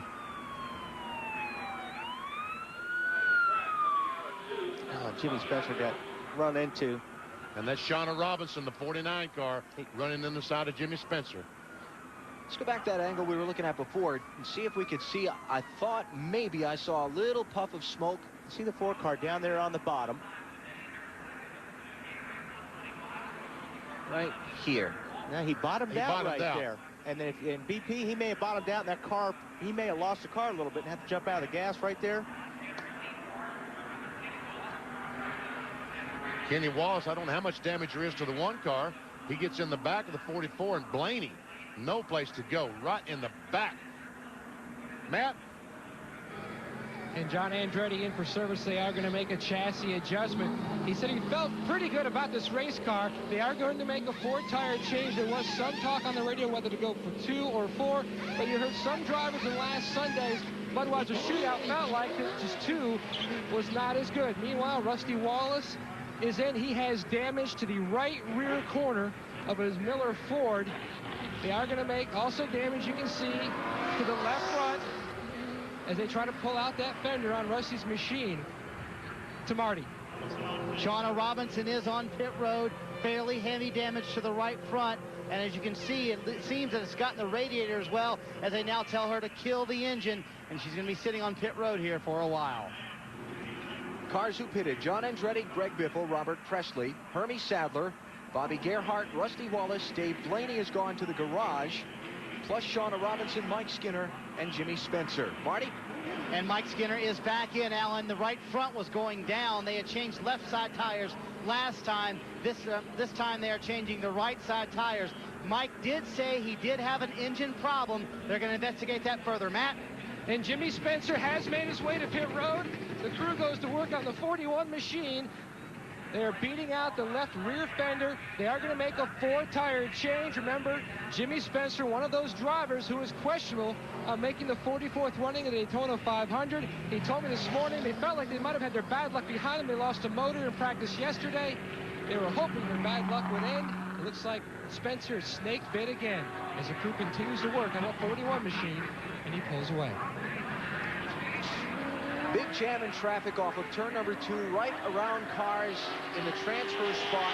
Those who got through it unscathed, like Stacy Compton, Dave Marcus, for example, may have just gotten a huge break. And these drivers, like Jimmy Spencer and Mike Skinner, may have just lost their chance to be in Sunday's Daytona 500. So we're under caution after an accident off of turn number 2. You ride with Jimmy Spencer into the melee. Oh.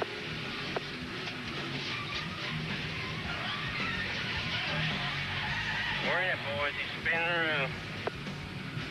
The Daytona International Speedway, where the field is being set for Sunday's running of the Daytona 500 in today's qualifying races.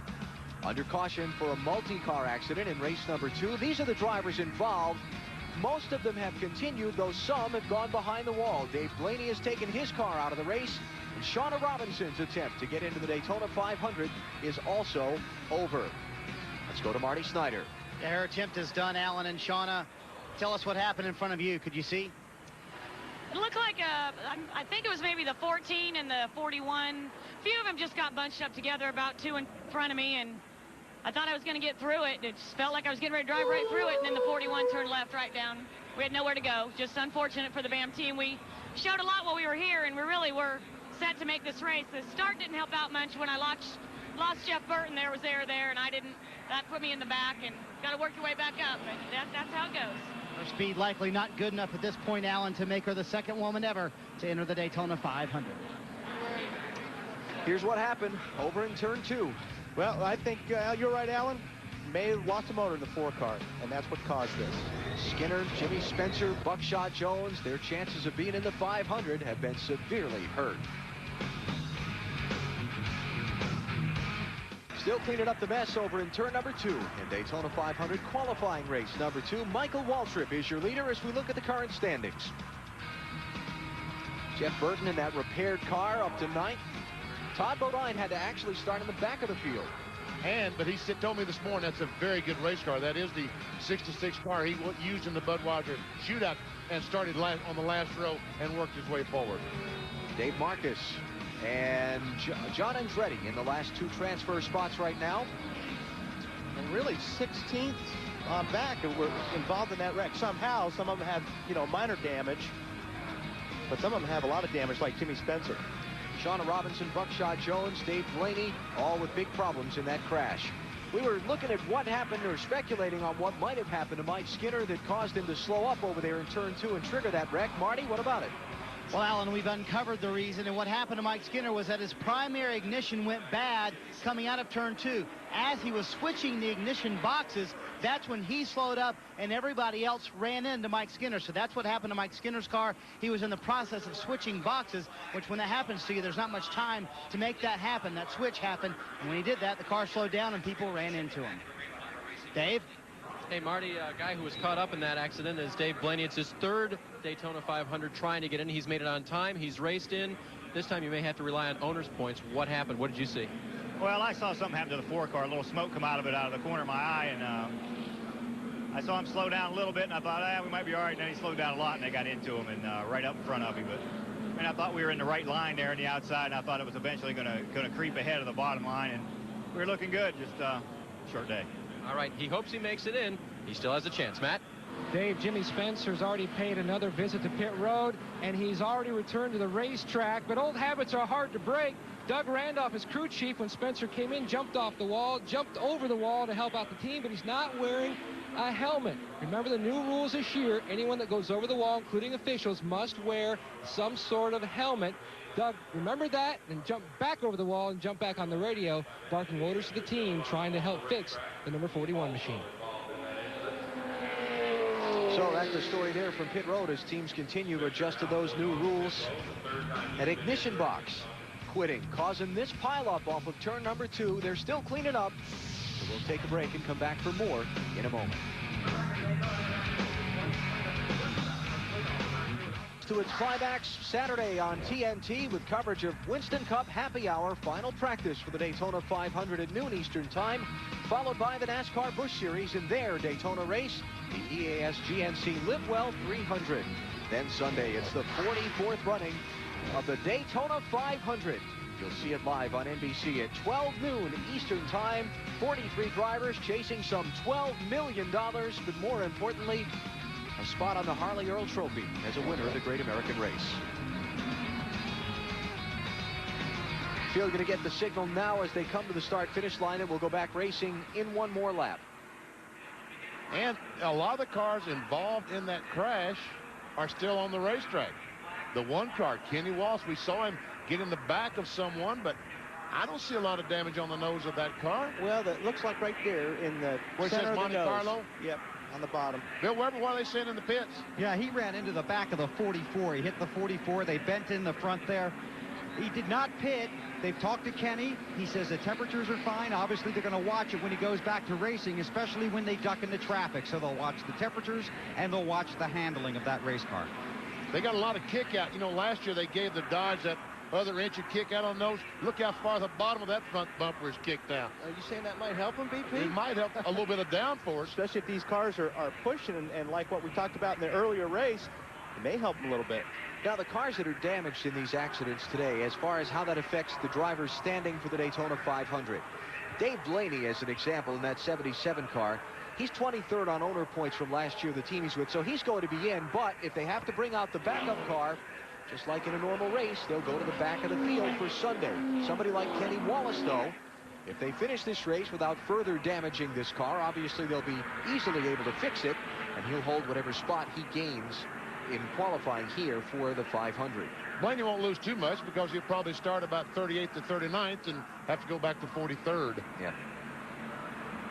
The 4 car, that's the one that I'm really concerned about, because we don't know how much damage that he has. If he has any kind of damage, is the engine going to run okay? Because I'm convinced that he has to race his way in to the Daytona 500. He does not have, his speed is not fast enough, and I don't think his point standings from last year is good enough. And even though we've thinned the field out some, Mike Skinner is still back in 19th right now. And he's got to be 15th or better to make the race. He was waving guys by, and I wonder why he's doing it. He pitted too soon. He came in before pit road was open, so he's got to restart it. Actually, that's a good point. He's got to restart at the end of the line. So he's even farther back than 19th. Marty?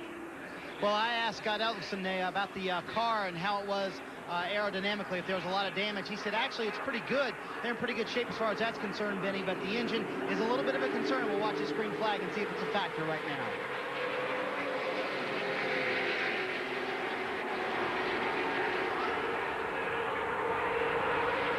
Robbie Gordon going to make a move pretty quickly.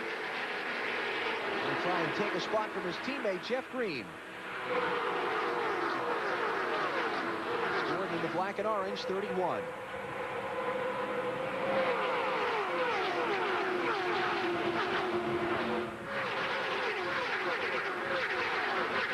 And I tell you what, they better get that settled pretty quickly, or this top group will drive away. And, well, they did get it settled. Robbie Gordon's dropping like a rock. I think Robbie probably realized this. Just crack the throttle a little bit, get back in line, give it another try. So he was 8th in line last time by. Let's see where he's fallen to now from that failed attempt. Now there's about 15 cars probably in that single file line right now. It looks like Mike Skinner's car is going to be okay. Talking about the Kodak Film 4 car. Look at Jimmy Spencer, damage and all. Right with him.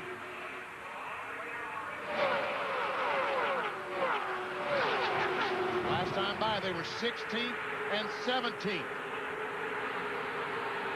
Skinner drives to the outside, leaves John Andretti and Andretti tries to drive up and does right in front of Skinner. Dave Marcus in the 71, last transfer spot right now. And you talked about it earlier, BP. You have to make these desperate moves like that. I mean, John, if it was a 500, John probably would have let the 4 car go. But you can't. You're still trying to race your way in this race, and you have to take some more chances than you would on the 500. Look at that bodywork flapping around on Spencer, right front. Or is that just tape that they use to try and hold some of the bodywork? Hermie Sabo, the 02 car, right in front of him.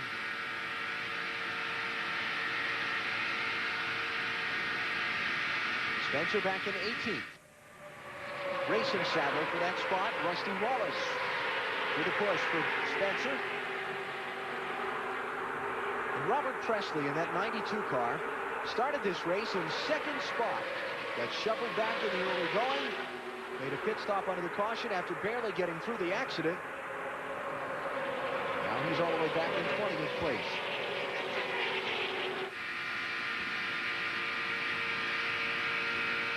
I don't see a whole lot of damage on the 92 car, Robert Presley. No, I don't either. It looks like something is wrong. The car is just not going like it was in qualifying. There's Dave Marcus right now in 16th place. He's just been shuffled out. Greg Biffle and John Andretti have gone by him. So Dave Marcus right now is outside the window to get into the Daytona 500 in his qualifying race. He's 22nd on time trial speed. That should be okay. Dave Burns, what are they saying down there? Well, this time he got passed on the racetrack. The first time that he got shuffled out of the lead pack, he got pushed very, very close to that out-of-bounds line. In fact, he backed off the throttle so that he didn't go over it. The crew asked him if he wanted to move to the high side to avoid that and to try it, but he said, no, let's stick to our plan. We're better on the low side, and we'll try to race in by racing that line. Right now, he and Mike Skinner better become real fast friends. Because right now, they've got to be pretty doggone slow because these Rex cars of Spencer and Rusty Wallace have caught them. And that's one thing about Dave working on the low side, but you got to have all your pals behind you able to work on the low side as well. Robert Presley at the end of that group in 20th place. His team's quite a story, Bill. Yeah, it's amazing what they've done to get here, but right now, Alan, Robert Presley is radioed in. His motor is going flat, so it looks like a motor problem on the 92. Very disappointing after all the work they put in to get here. It's a race team without any sponsorship for most of the winter. Just 5 employees left in the shop after they had to lay everybody off last fall at the end of the year. The end of the season last year. Presley will be okay to be in the 500. He has the 4th fastest time, so he's pretty much a lock. Not pretty much, he is a lock. And we see how far he is from the transfer position of 14th, over 2 seconds, and losing ground. And there you see how far that Dave Marcus has fallen behind John Andretti. The Skinner's nothing he can do. No, there isn't. And, you know, now you look at John Andretti, if he loses that lead draft, he's going to be in trouble. And that's a tough thing when you get on the tail end of these long drafts. It's hard to stay right up on the guy in front of you. Whoa, who's that just went out in turn 2? And 16 car. Now, Biffle's off the pace. Okay. Somebody else just shot way up the racetrack out of that pack. A blue car going in turn 3, Jeff Burton. There it is. Boy, did he have his hands full. Back slow, don't let it come apart. Matt, what happened to Burton? He just came on the radio, says he feels like I have cut or blown a tire. He says, I feel like I've cut or blown a tire. They're telling him just to back off, try to save it, and get that car to pit road. Remember, because if that rubber on that tire starts to break away and flap, it will do damage to the fenders. And remember, this is plate racing. Aerodynamics is everything. They feel like it could be the right rear. Now, as you can see, it's the right front. Right front tire. And you got to be careful trying to get back to this, because if it does start to shred, it will take your fender and your hood and your oil belts and everything with it. What a save he made. I mean, that car shot right up toward the wall in traffic. Right front, right side tires, right side tires, no damage at all.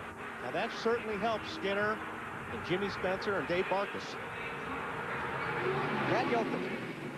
Well, Burton is here for service. They feel like it is that right front.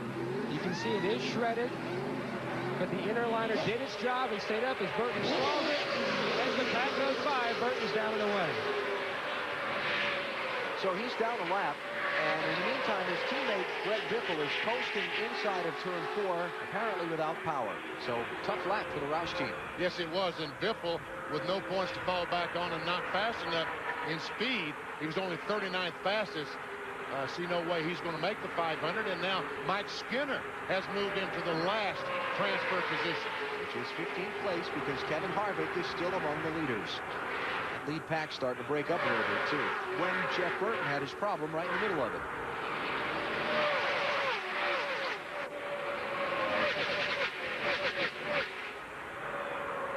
Michael Waltrip still leading. Tony Stewart and Kevin Harvick have led laps. Harvick led the first lap. Stewart led the next 3. Michael Waltrip has been out in front since lap number 7. Ian Stewart mixed it up for a couple of circuits, but since Mikey got out front, so far he's been unheaded. I don't think we'll see this trouble. Jimmy Spencer. Caution is out.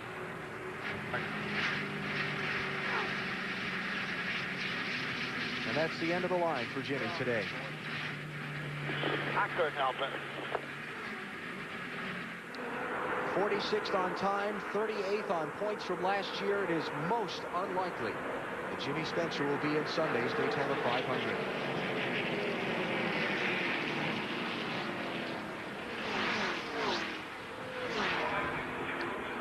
When you get a car that you've damaged once and you repair it, it's not uncommon for a piece of metal to get into a tire or something like that. And we saw that bodywork flopping on Spencer's car earlier when he was at speed. And you don't know what's really bent under there either. You try to come in, you're trying to make some, repairs without losing a lap. Something could have break, something could have, been bent on the first crash. Oh, it's not very uncommon. Yeah, we see the smoke as the right front tire starts going down, and there we see the contact. Matt?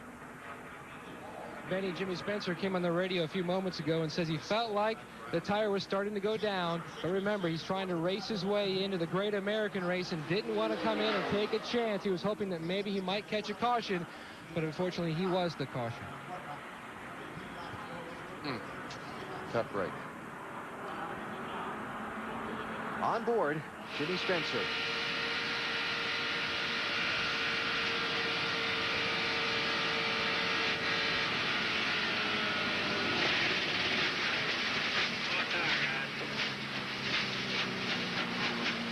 You heard him back off the throttle, and just after he backed off the throttle, you heard the tire start hitting the fender and damage the fender as it started disintegrating. Riding back to the locker room. Jimmy Spencer going to take it to the garage and then nervously wait out about the next hour or so to see if somehow he can squeeze into this 500 field. It's not likely, but you have to wait till the final numbers are done. He's sweating bullets anyway. I mean, this is Florida after all. That's right. Might have to have a recount. Some pit stops, Stacy Compton, Rusty Wallace, Hermie Sadler are all coming in. Bill? Well, Stacy Compton on pit road and A.J. Foyt's number 14 car. These are guys at the back of the field. They have something to gain. There was a lot of conversation. Jerry Nadeau, Kenny Wallace, Robbie Gordon. Do we pit? Do we stay out? Well, we know the guys behind us are going to pit. That line just kept getting longer. So it's 4 tires for Compton. He'll head out. We go to Matt. And Bill, Rusty Wallace, another driver who is making his way onto pit road here. A 4-tire change for the Blue Deuce. The crew was going to take a look at the car because, remember, he was involved in that earlier altercation as the crew's going to beat on that back deck lid. Going to try to make some more patches and work on that spoiler a little bit just to try to make the handling on Rusty's mount just a little bit better. I'll tell you what, tires that make a big difference over, these guys that didn't pit are going to be probably back off the throttle a bit if their cars are tight. These cars may not, so that was a smart move, especially on the 14s.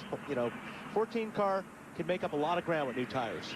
Spend months and months working on a car to get it as aerodynamic as possible for Daytona, to the wind tunnel probably 5 or 6 times, and now they're working on it with sledgehammers. Michael Waltrip is the leader, 20 laps to go.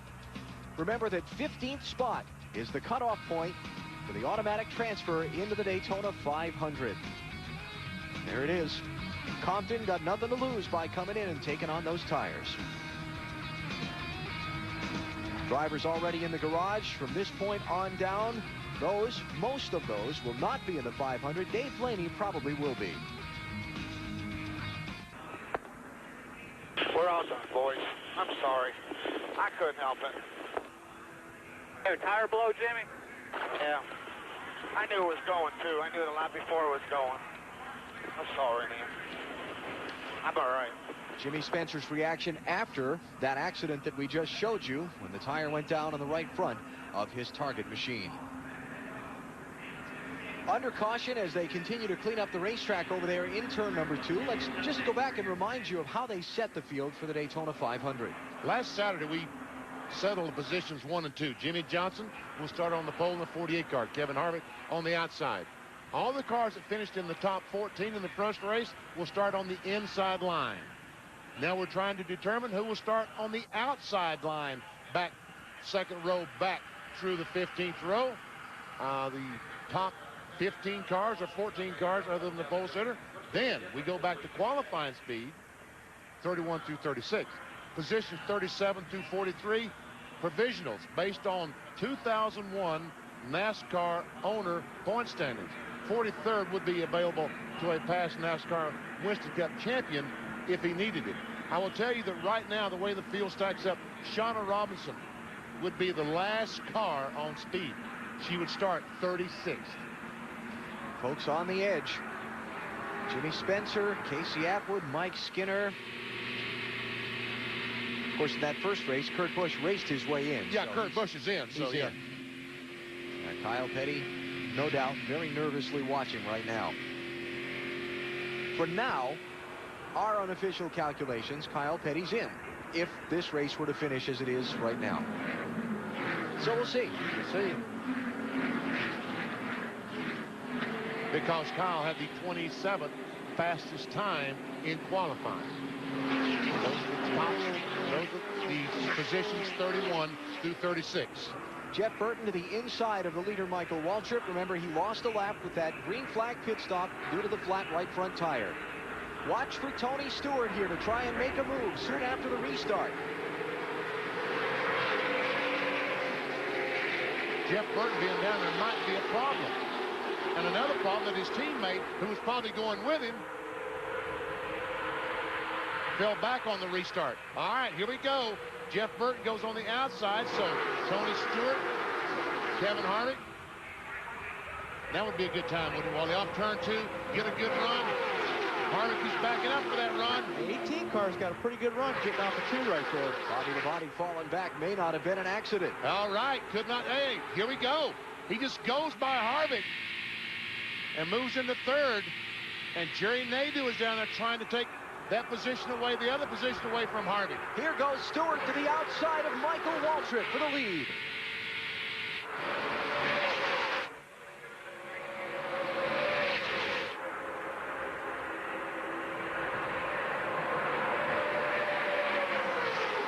Waltrip by a nose that time. Nadeau and Harvick side by side for 4th. Kenny Wallace and Jeff Burton tight going into turn 1.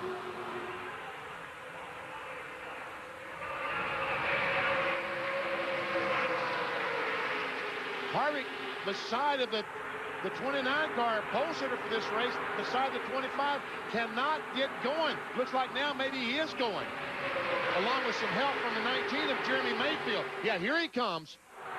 Mayfield pushing Harvick right up to Tony Stewart's bumper. Double wide, now 5 rows deep. Make it about 10 rows deep all the way back through this pack.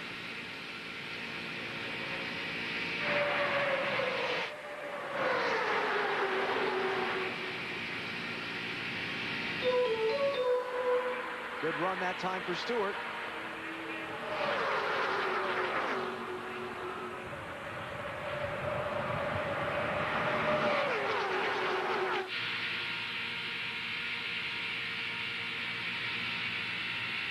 Last time by the 14 car, Stacy Compton still back in 16th position, even after that 4-car change.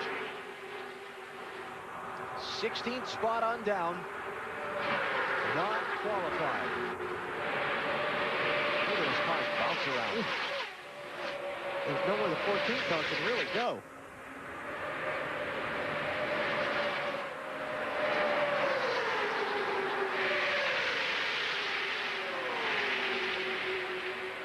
Waltrip and Stewart still side by side for the lead. Labonte and Harvick for 3rd and 4th rather. Nadeau and Mayfield. Jeff Green and Kenny Wallace. Todd Bodine and John Andretti. And Casey Atwood in that 7 car is back in 11th. Mike Skinner is 12th. Dave Marcus, 13th spot. He's in the 500 for now in that 71 car.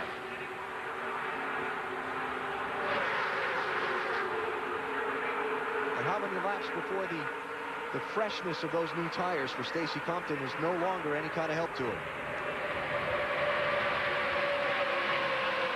I think they're going to be a help for a long time. It's just he's got nowhere to go here. I mean, as long as these cars are side by side, unless you try driving up the middle, you can't go anywhere.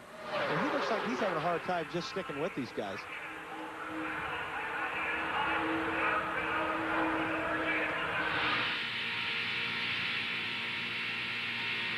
Neither line able to move. Just both stuck right there.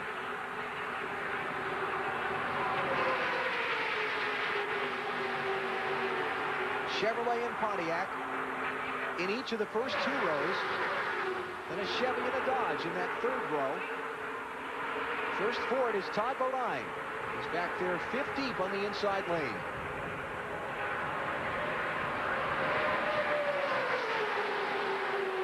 And that time by, Stacy Compton finally moved forward. He's moved into 14th. Skinner back to 15th, and Robbie Gordon, the 31 car, back to 16th now. Robert Presley is on pit road in the 92 car, unscheduled stop. Boy, this is the time you need to be in the right lane, especially on that last lap. You could be in, taking the white flag, and out on the checker. Bill, what's going on with Presley? Motor's just really flat. They just brought it in to see if it's a plug wire, to see if they can fix it. Otherwise, they're going to take it to the garage because they said there's no reason to be out there if the car's not going to run at full speed, and they'll get it ready for Sunday, Alan. Yeah, qualified with the 4th fastest time. They're in the Daytona 500, so nothing to gain. Well, Michael Waltrip goes back to the front by himself. And he has that 2nd and 3rd place cars, the teammates of Bob Labonte and Tony Stewart side by side. Robbie Gordon a minute ago almost made it 3 deep coming through the trial, but eased off and got back in line behind Mike Skinner. Well, Robbie Gordon is now up to 13th.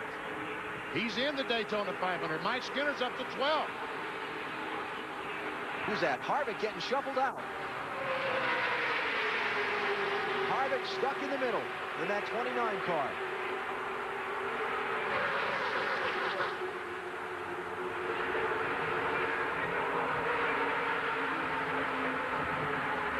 And the last thing he needs to do right now is do anything to get that car wrinkled up. He's going to start second in the 500 no matter where he finishes in this race.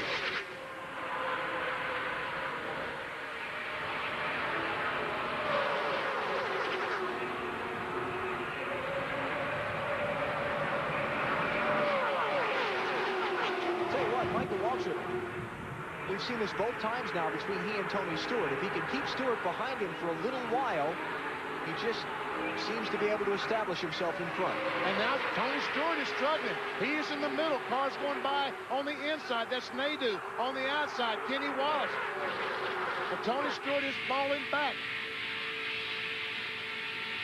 He's dropping like a rock.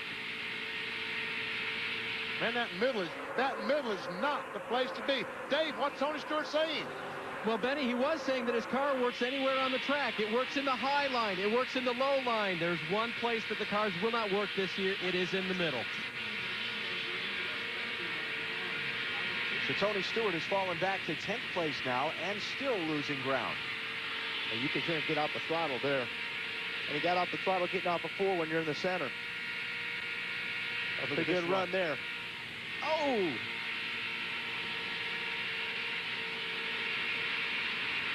Run almost became run over. Yep.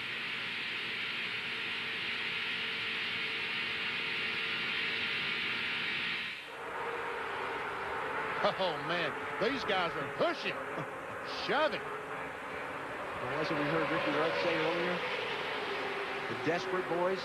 You do desperate things when you get desperate. Watch Tony Stewart as he goes in the corner. See his right foot, his left foot poised on top of that brake pedal. He has to just reach down and slow the car down with a brake pedal. His right foot is up here, and we see it not moving. There, see the brake. See him go down the brake foot with his left foot, but his right foot is not there. He's off the back gas just a little bit, but back on the throttle strong. And when you're running that close to another car like he was down the 43 car, Johnny Andretti, you've got to work the brake pedal. Try not to get out the gas too much because oh, man.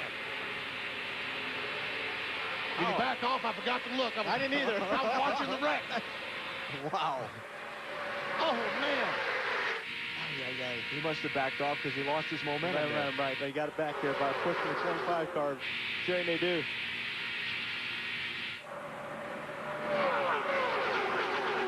Kevin Harvick, remember he got hung in the middle and shuffled toward the back. Here he comes on that outside lane, pushing his way to third by Jeremy Mayfield. Robbie Gordon has been in the back. And look at Rusty Walsh with that beat-up car up in 9th place. Rusty. Let's go on board to Robbie Gordon and see what might have happened to Tony Stewart just a moment ago. Oh, a little contact with Kenny Wallace, I see. Now, in all that shuffling, Mike Skinner has been put out. And now he's in. Yeah, he was out a lap ago. Now he's back in. Casey Atwood's now out of the transfer spot. And Casey Atwood, 32nd in owner points, 29th in speed. Man, oh man. Bobby Labonte looking outside of Michael Waltrip. And where did John Andretti come from? And that little outside look is going to cost him. Harvick is by. Mayfield is by. Now Bobby Labonte's turn to drop, block, or rock. Kenny, don't. If you go in the middle, get in the middle, Kenny. Don't do it. I'm telling you, it's not a good deal. Here comes Stewart. And Jerry Nadeau.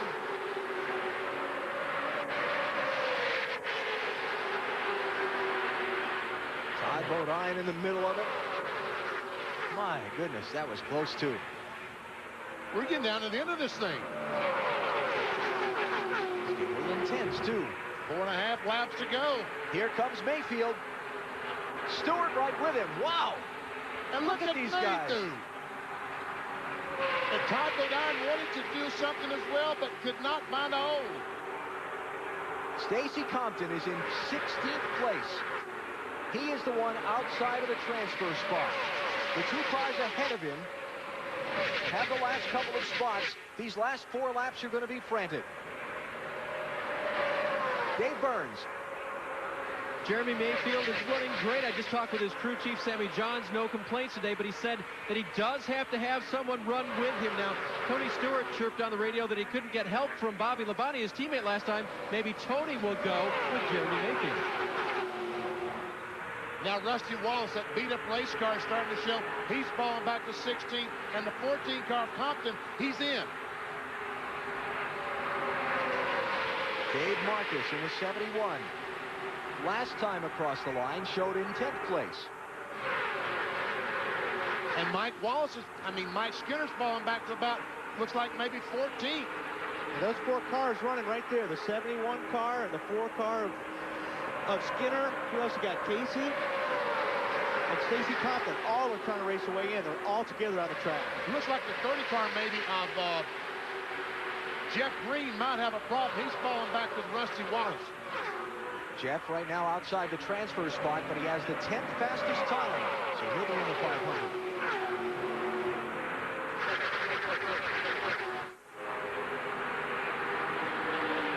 Right now, the 30 car of Jeff Green is the last car to transfer into the Daytona 500. And there's no car to pressure. Well, Rusty Wallace can get by. As a matter of fact, Rusty Wallace did get by. Nadeau under Harvick.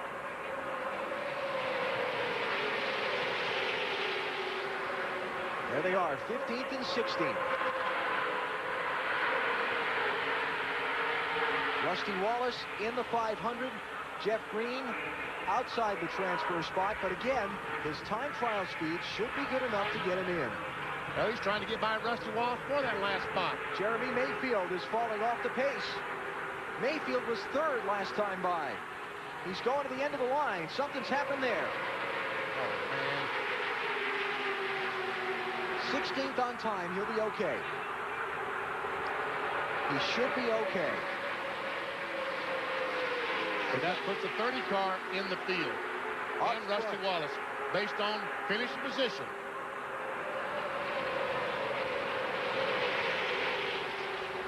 White flag is up. Final lap of the second Daytona 500 qualifying race. The transfer spot looks to be okay, but they're still mixing it up hard.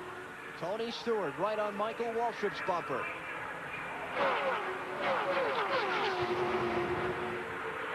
Let's see if he's able to make a move. So far, the transfer spot looks like it's going to be quiet. Todd Bodine, Casey Atwood, Stacy Compton, Rusty Wallace, all of those drivers are in. Stewart dropping back for a final run off turn 4 to the checkered flag. Michael Waltrip moves low to block. And he's going to win. Michael Waltrip wins the second Daytona 500 qualifying race. The defending 500 winner Leads 46 of 50 laps to get the victory and claim the 4th starting spot in Sunday's race. And on the last lap, Rusty Wallace falls back to 16th and will have to revert back to his point standings or speed to make the Daytona 500. He was 8th in final owner points last season, so he'll be in the 500. And there's Rusty. Jeff Green got the final transfer spot in this race. Those who did not make the cut in this race: Rusty Wallace, Hermie Sadler, Jeff Burton, Robert Presley, Norm Benning, Jimmy Spencer, Greg Biffle, Bobby Gerhart, Shauna Robinson, Buckshot Jones, and Dave Blaney.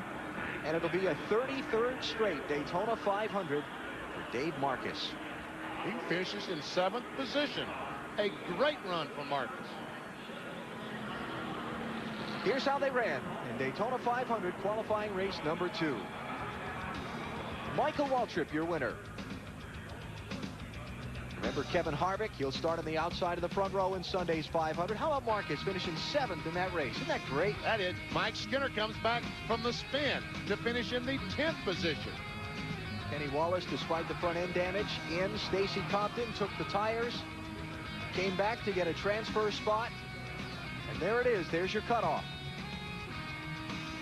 The rest of those drivers have to go back and try and figure out, are they in or are they out? We are also quickly going to work to try and tabulate that for you. We'll let you know who's in and who's out when we come back to Daytona. Daytona International Speedway, they are calculating and tabulating who's in and who's out of the 44th Daytona 500. Remember, Jeremy Mayfield dropped back in that last lap. Here's why. Going down in turn 1, the dark car, that's Mayfield. He's trying to get by Tony Stewart for 2nd spot. They go on the apron of the racetrack, and Jeremy realized he could not make the speed. He just backed way off the accelerator, and as he lost momentum, you see all the other cars go by. Watch this again as Stewart puts that block on him. Man. Low side clear. Low side clear. Clear by 2. They're all One more replay. There we see Jeremy has a run. He starts by, but here comes Tony to block. Now, a couple things here. They are both below the out-of-bounds line, but neither advanced a position by going down below there. And that kind of blocking is what you're going to have with these kind of rules. I think that NASCAR are going to talk to those guys about the blocking. I think they've got to talk to all the drivers about the blocking. Well, Michael Waltrip didn't have to do any blocking, did he, Bill? He certainly didn't. Drove his way to victory lane, but watching his mirror along the way in a familiar sight. Very reminiscent of 1 year ago. Michael Waltrip in victory lane at the Daytona International Speedway. How was it? I love Daytona, and did I mention I love Coca-Cola too? That stuff tastes so refreshing after a hot race.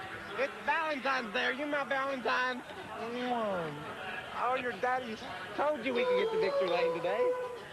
Well, what a great feeling, Bill. It was a hard-fought battle.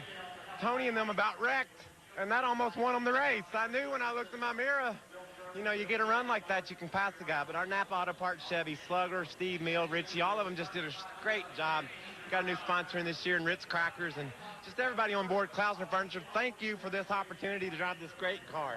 Don't you love it, Mace? Michael, good enough to be back here on Sunday? Definitely. But don't let the not a lot of lead changes fool you. This is it's going to be a hard race to win. You double the amount of cars in the event, put more cars in there that are better, more better cars, they might say, and you'll see some crazy stuff. I drove, it was the best I've ever driven those last 10 laps, and I was real proud of that accomplishment. I want to say hi to my mama. I want to say hi to Jerome. His dad passed away last night. Our thoughts are with him. I love you, Mama. We're in victory lane at Daytona.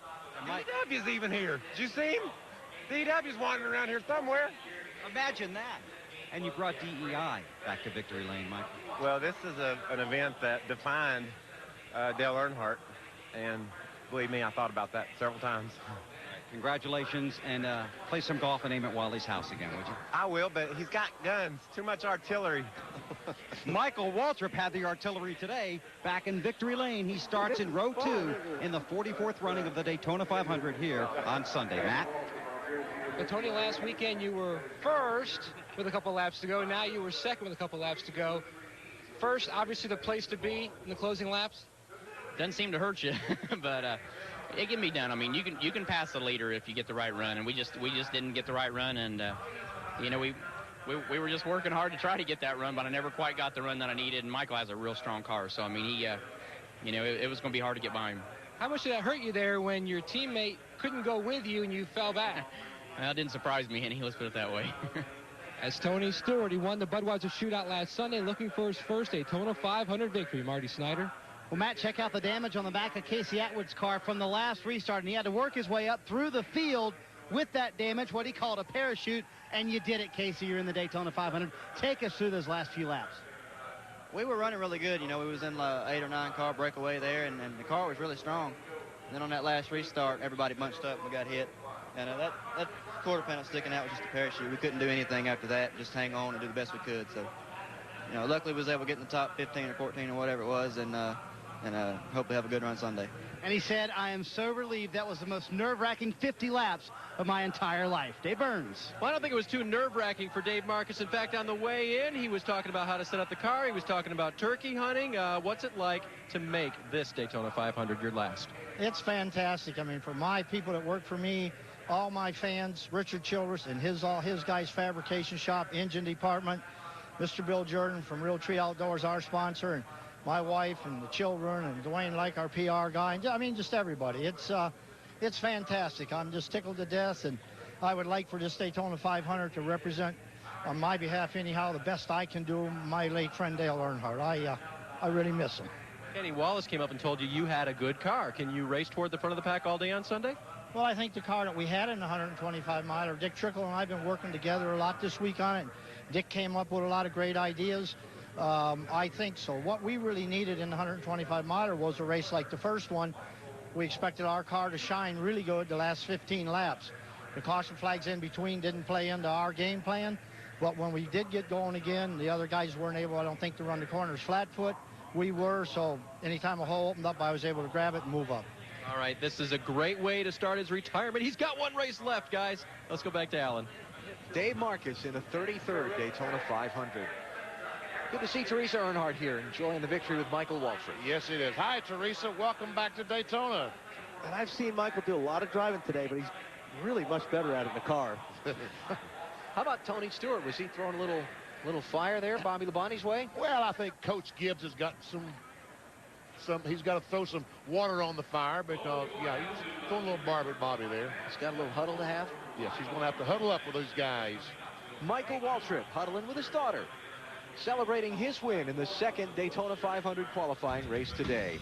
After this break, we'll tell you who's in and who's out of Sunday's 44th Great American Race.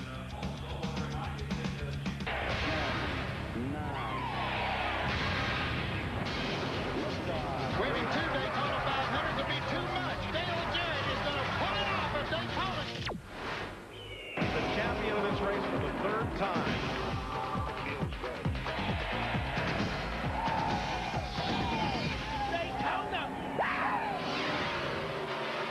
Counting down to the Great American Race, Sunday at noon Eastern on NBC.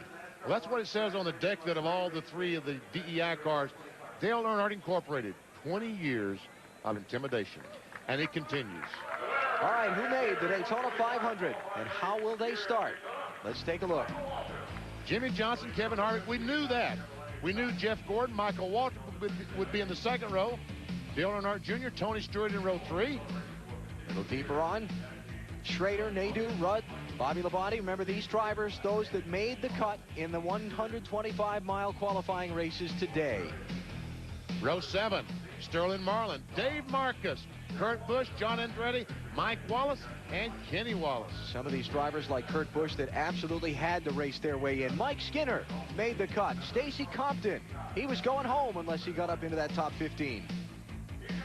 Row 13, Joe Nemechek, Casey Atwood, Brett Bodine, Jeremy Mayfield, Bill Elliott, and Jeff Green. Now, this is our unofficial take from here on down. NASCAR still tabulating the officials, but those that'll make it on time: Robert Presley, Bobby Hamilton, Burton Petty, Jeffrey Bodine makes it in, and Shauna Robinson gets the last spot on time by our calculations. And now those who get in on provisionals from last year's final owner points: Rusty Wallace, Johnny Benson, Mark Martin, Matt Kenseth, Elliott Sadler, Dave Blaney, and the last position goes to, the winner is Ricky Craven. By our calculation, 31st on time and 23rd on points were the cutoffs. Those who failed to make the Daytona 500 on TNT are brought to you by McDonald's. We love to see you smile. By John Q, starring Denzel Washington and Robert Duvall, in theaters tomorrow. By Napa Auto Parts. Napa, we keep America running. And by Budweiser, with the crisp, clean, refreshing taste you'll find in no other beer. This Bud's for you. Marty Snyder. Well, Kyle, you made it. In your sheet, your little workout sheet here says that you made it, I guess. Yeah, that's who was ahead of us. These are my teeth marks where I chewed on it. But yeah, you know, we felt like our time was good enough when we requalified. Obviously, it ended up being that way. I feel bad for Buckshot and for Jimmy Spencer and for Hut Strickland and the other Dodge guys. But we are extremely ecstatic. This is important for the Sprint Dodge to be in this race. And you know, the guys that at Mike Agee Racing's engines gave us a good engine for qualifying, and that's what ended up putting us in the race. And these guys will get a good car under us for race-wise. All right, Alan, Kyle Petty is in the race. Yes, he is. Benny, what do you think? Hut Strickland misses it by about 1/10 of a mile per hour. Unbelievable. Should be a fun race on Sunday. Should be a great race. I'm looking forward to it. Saturday, happy hour, and the NASCAR Busch Series race live on TNT. Then Sunday at noon Eastern Time, it's the Daytona 500 on NBC. Hope you'll join us. Hope you've enjoyed our coverage of the Daytona 500 qualifying races today.